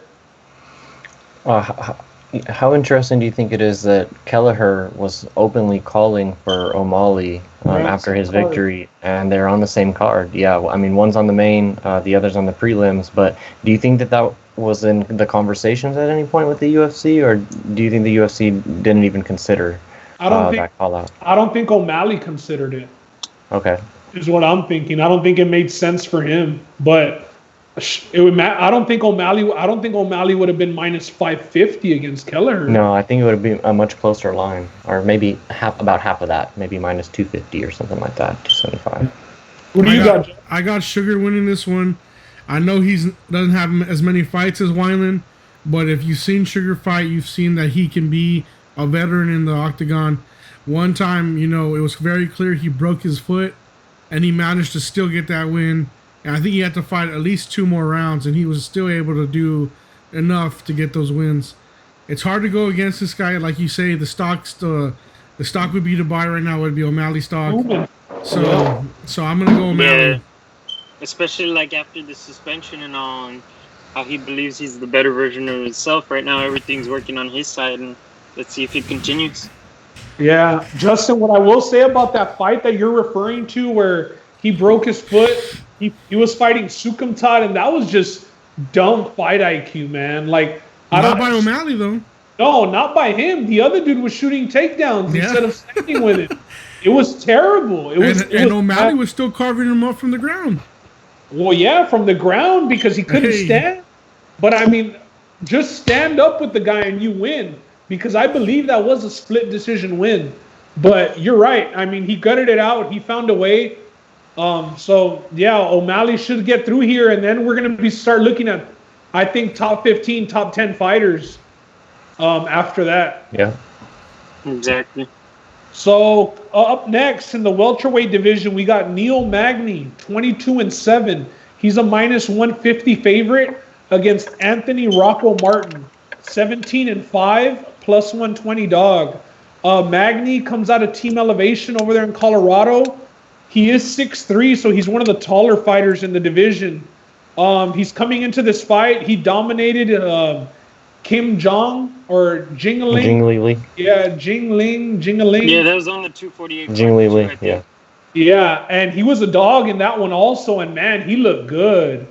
He really put it on him. He didn't get I don't think he got the finish, but he got a dominating decision. In this fight, I think he has the advantage standing up with Rocco Martin. He's coming off a decision win against Ramazan Emeev. He's been active. He fought 3 times. He fought 3 times in 2019. His last loss dates back to 2017, and that was against Damian Maia. He was a victim to some boa constriction of Damian Maia's. But I expect him to try and get this fight to the ground. I don't think he is. I think Magny's pressure is going to be too much. I like Magny at minus 150. I think that's a pretty good line. Yeah, I like Neil Magny a lot. He's one of my favorite fighters to watch just because he's a striker and he's not afraid to trade. And just a couple of thoughts for me in terms of why I'm picking Magny. Just looking at who he's fought, who he owns victories against, clearly outweighs Rocco Martin. I mean, Martin, he does train with American top teams, so he is around talent all the time, or at least that's what his SureDog says. I have it pulled up on the screen, so hopefully that's telling me the truth. But it would lead you to believe that he is around and he trains with top talent, or at least has top coaching around him. But needless to say, I'm going to go with Neil Magny. He's going to have the height and reach advantage here. So, and I expect this fight to stay on the mat, or not stay on the mats, but stay standing. So I'm going to go with Neil Magny here. No disagreement out of me. I'm going to go with Magny as well. I think he wins the stand-up, no question. He's going to bring the pressure and just probably win the unanimous. Yeah, that's the way I got him with all 3. I like Neil Magny to win this. Like, his losses are against some big people, RDA and Santiago Ponzinibbio, two of the top guys. And one of my favorite fights of all time is Neil Magny and Hector Lombard. So I'm just a Neil Magny fan. I'm gonna go Neil Magny in this one. I was in Vegas for that one. I remember that one. That was crazy. Knocked him out. Yeah. And Lombard has a lot of size on him. They both had like crazy positions. Neil Magny had a crazy comeback in that fight. Oh yeah, he was almost out that first round. In this first or second, yeah. Yeah, man. Props to Neil. Yeah. All right. So up next, what should have been the co-main event, and I'm surprised wasn't the co-main event, but it seems like a number one contender fight to get the winner of that eliminator Jose Aldo fight. Yeah, it seems like the eliminator fight. In the bantamweight division, Aljamain Funkmaster Sterling, minus 125 favorite against Corey Sandhagen, 12-1, minus 105. Something to point out for Sterling, he does train with Weidman Longo up there in New York. Ray Longo isn't going to be in his corner this week. I know I heard Ray Longo do an interview, and he said that the team is just telling him not to fly due to his age and coronavirus and just everything that's happening. So Ray Longo, who normally is the main corner man for Aljamain Sterling, Ali Akinta, Chris Weidman, Marab Dahabashabibili, all those guys, he's not going to be in Aljamain's corner for what you could argue is the biggest fight of Aljamain Sterling's career. So it's not personal, though. It's a health situation. Yeah, regular business or coronavirus related. Matt Serra and the whole team just advised him to not go, just with the circumstances, you know. And Ali Akinta is actually going to be the head cornerman for Sterling. Nice. They were old roommates, still trained together. Different, but everybody says that Al Quinta has a good kind of like coaching mind. IQ-wise, he has pretty good IQ as well. So that's just something to point out. Good deal. Sandhagen hasn't lost in the UFC, 5-0. His last loss dates back to 2017, and that was outside of the UFC, like I said. He's coming off a dominating win off of a Sun Sal, somebody who we'll be talking about shortly in the co-main. Both of these fighters, man, something about them is they fight with their own style. Like, even with Aljamain Sterling, his name is the Funk Master for a reason. He's funky in there. He's awkward. Sandhagen is at 5'11". He's one of the taller guys in this division. He towers over people. Good submissions, good striking, great footwork. Surprisingly, though, Aljamain is 5'7", so he's giving up 4 inches in height, but he has 1 inch of reach on Sandhagen, surprisingly. I think that Sandhagen's footwork and his striking is going to give him more ways to win, and I'm going to go with Sandhagen. Nice. That's a good pick there. I was thinking about who I was going to pick throughout the whole time you were making your decision because I like Aljamain Sterling as a fighter. I followed him for a while. He's kind of like a man on a mission right now. Since his last loss, he's reeled off 4 in a row. I mean, the last guy that he lost to, I believe, is the last guy that Corey Sandhagen beat, if I'm not mistaken, in a Sunshao. Or I know there's a common. He lost to Moraes. He got knocked out. Oh, there you go, Moraes. Yeah, the leg kick. He has lost a Sunshao in his past before, who Sandhagen has a victory over. And Sandhagen, as Ben said, hasn't lost in the UFC. He's just as good on his feet compared or relative to Aljamain Sterling. And man, this one's very tough for me, but I'm gonna have to go with Aljamain Sterling here. All right.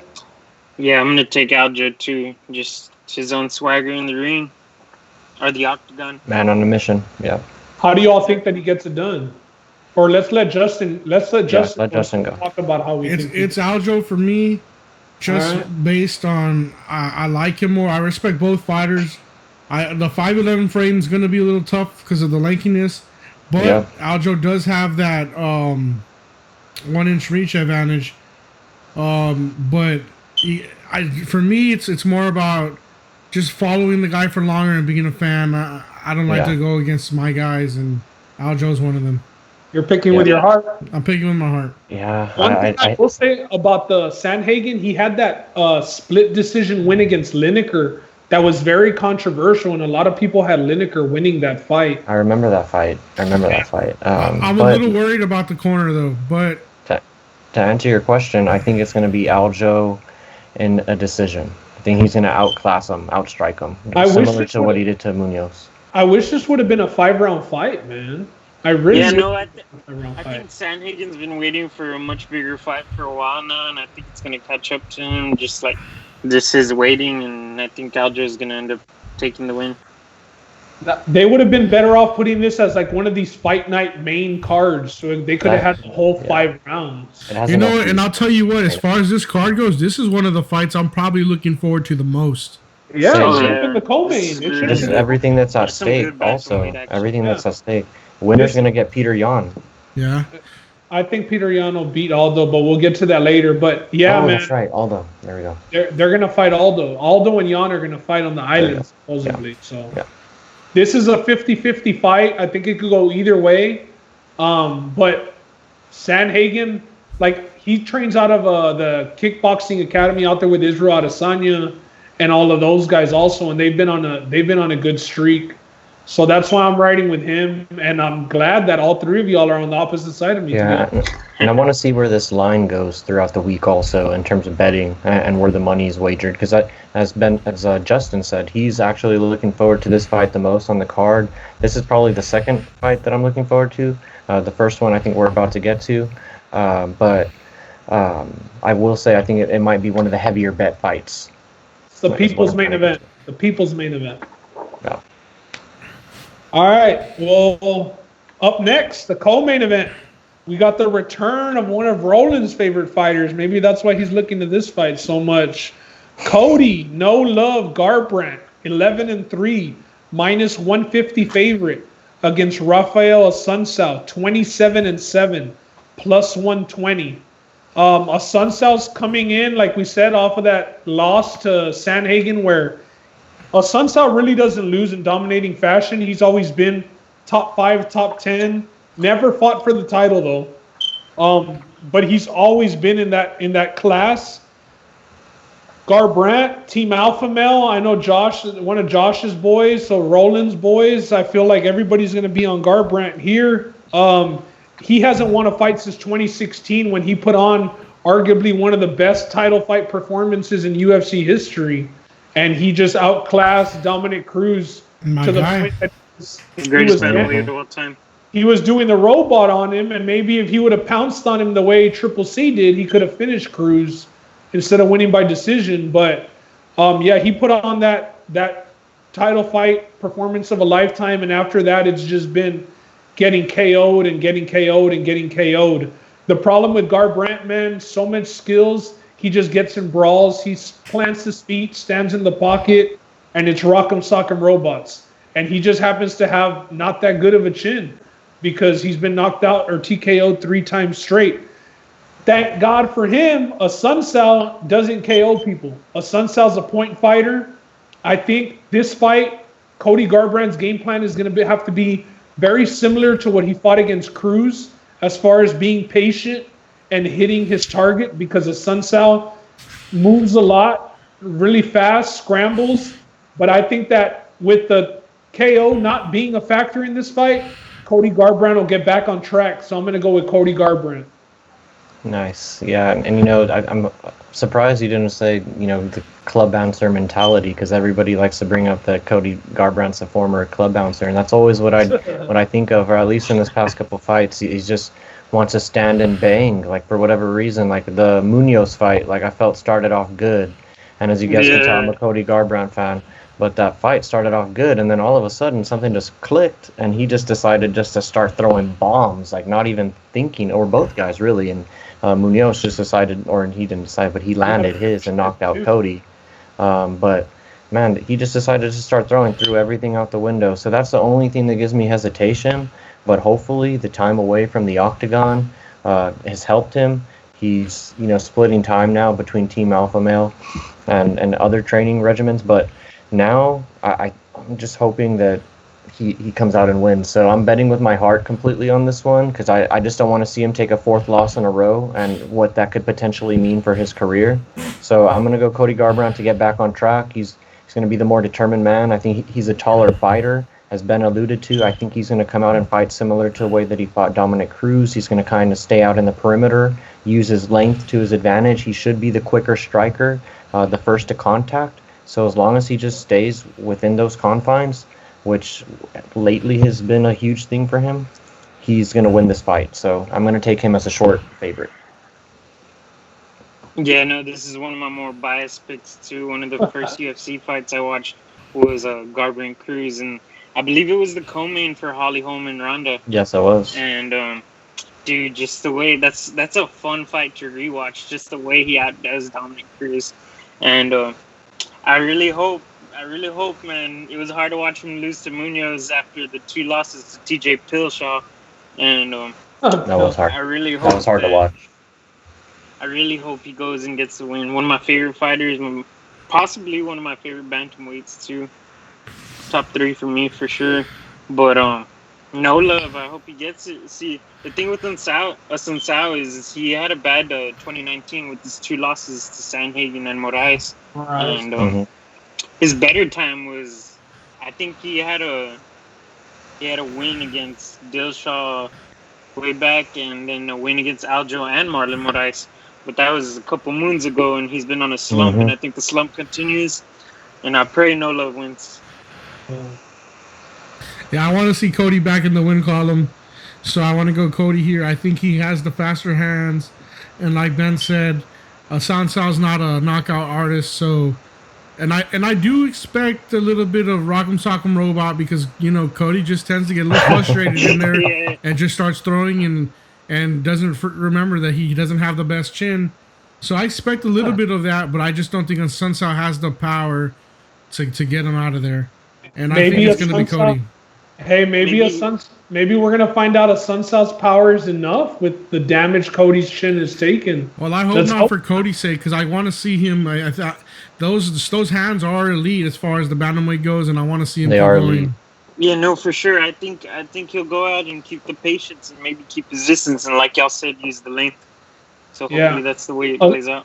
Sunsao has 4 out of his 27 wins by knockout, so really, really not a threat. And Josh, it's funny you say that Garbrandt and Cruz was like one of the first fights that you've seen, man. You're showing your age there with that one. Yeah. I was over here watching like Keith Jardine and Chuck Liddell and Tito Ortiz back in the day. Yeah, no, when I got into UFC, the first big thing when it came to me was the Spider, of course. So it was Anderson Silva, and then we hear about this Irishman who's talking crazy stuff, and it just kept building my love for the sport from there. So and then I just started watching consistently. So who do you think introduced you to UFC? What fighter got you hooked? Honestly, I can remember my dad. Oh snap! I can remember my dad getting Brock Lesnar pay-per-views when Brock Lesnar was in the. I remember just a bunch of guys coming over and watching the Brock Lesnar pay-per-views, and then Cain Velasquez too. But I'd watch rarely. Like, I'd just watch the main events a lot.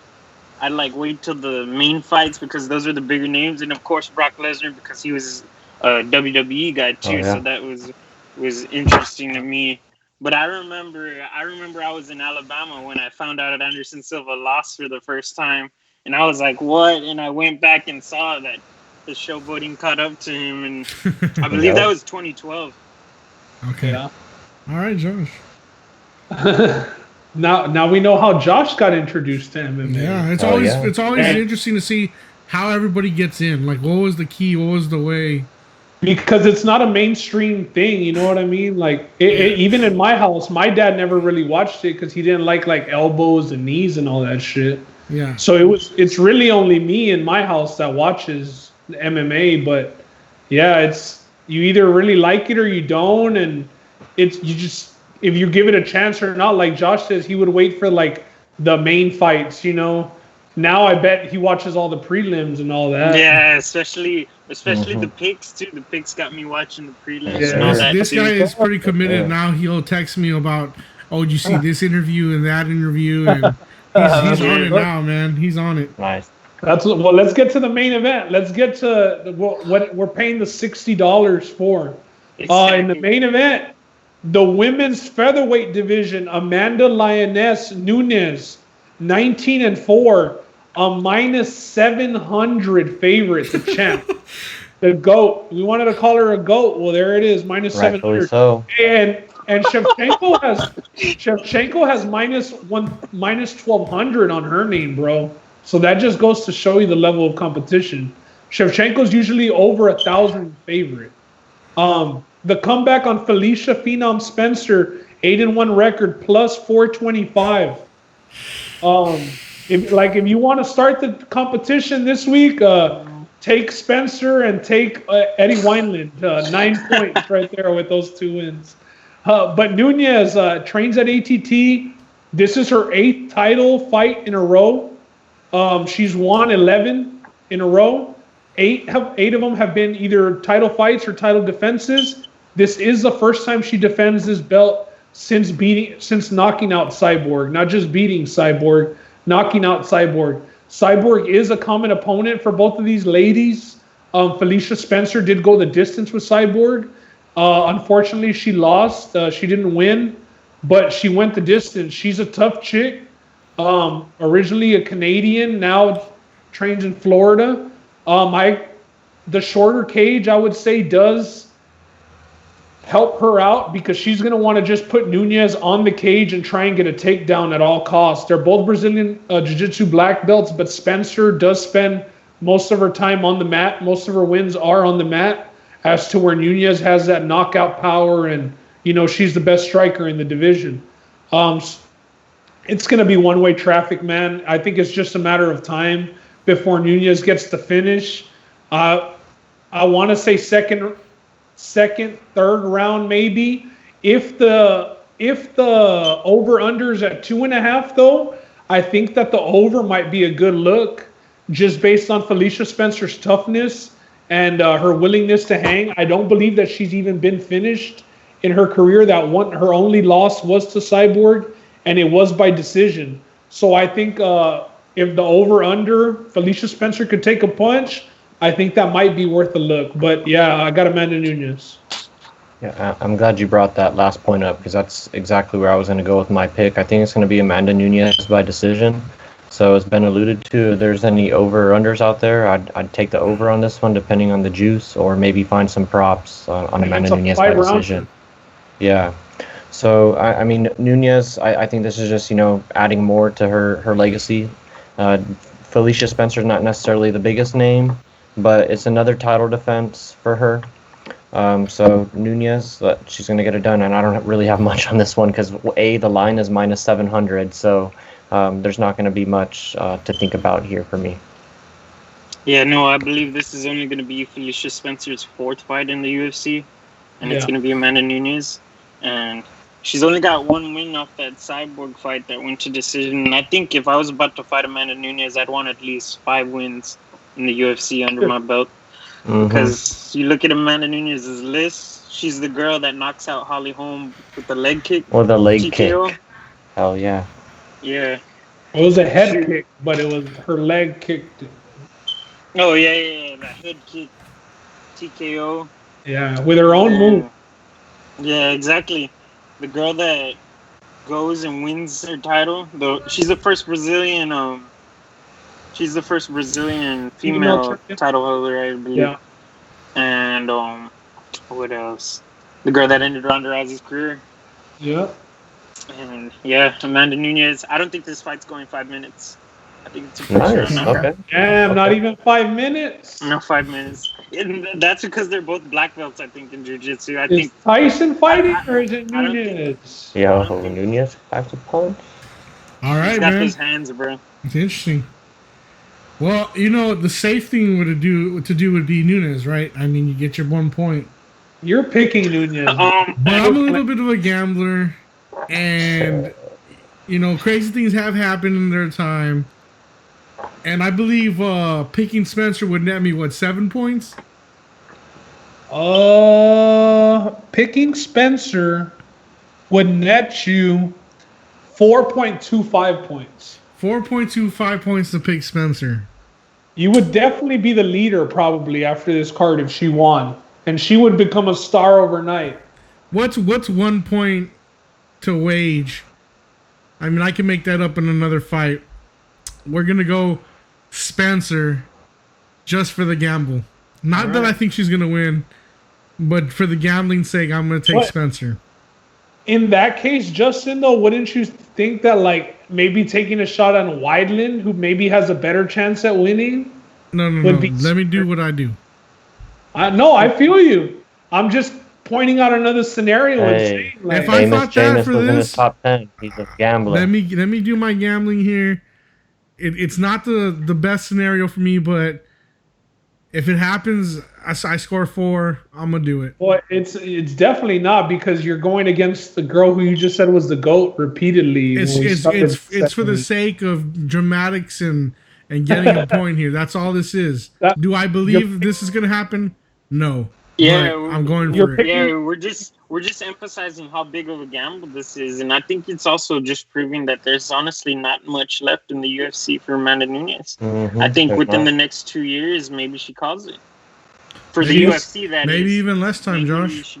They are starting a family. I know her wife is pregnant, I believe. That's true. Answerov. Hey, maybe she wants to go. There was also talks about I think it was Helwani or somebody who asked her at one of their latest post-fight conferences about that one girl who was a boxer. Hey, maybe she goes and makes some bigger money and does fewer fights. Yeah, she could do one of those. She hasn't been. She's not known for her cardio, but so I don't know about. I mean, she would make money boxing, but I don't know about her cardio. But yeah, man, that wraps up UFC 250. Where are you all watching the fight? Josh, where are you watching the fight? I usually go over to my brother Mike's. Okay. Justin, you going to your cousin Mike's? No, I'm going to be here at the house like normal. Social distancing? Social distance, you know. I have watched at Mike's before, but for this case, we're just going to social distance and be at home.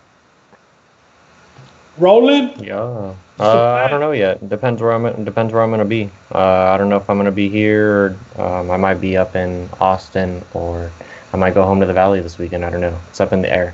I'm just not going to be in San Antonio. So might end up at your house, Ben. Or we're going to be getting crazy here Saturday. Yeah. So got some Valley homies coming up.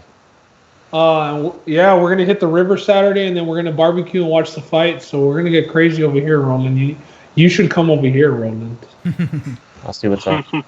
All right. Anybody got anything left to say on UFC for this weekend?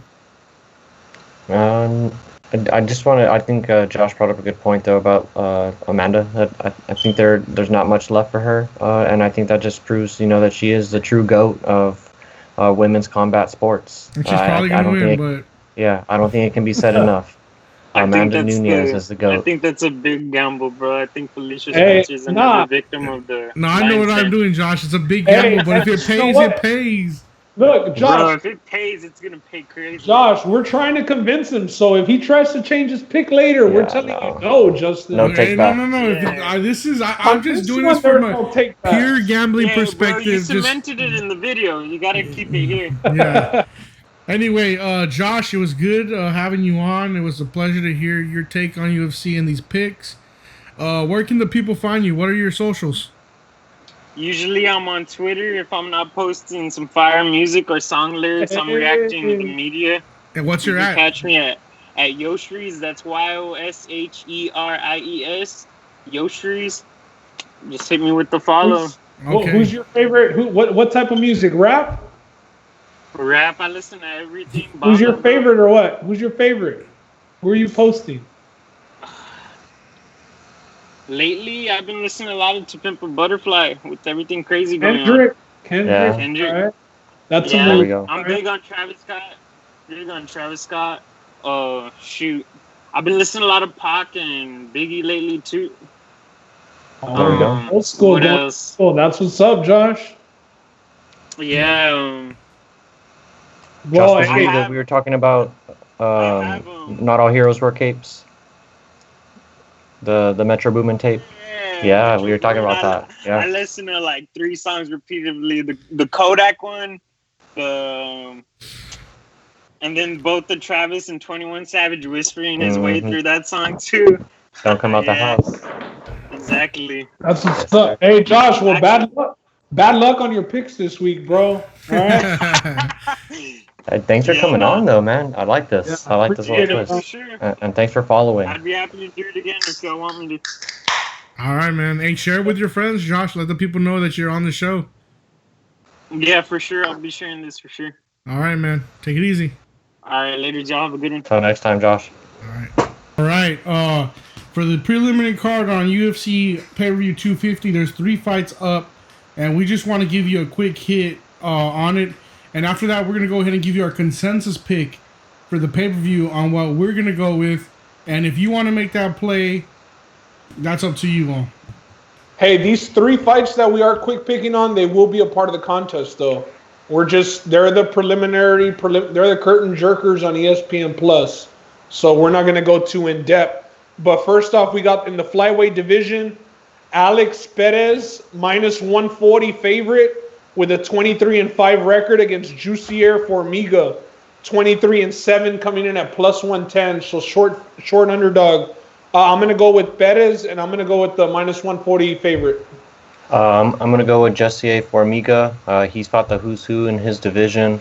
Lost some to the bigger names, but he has fought the who's who, so I'm going to go with Formiga here as a short dog. I'm going to go with Formiga, too. I think he's coming off 2 losses, but I expect him to get back in the win column here.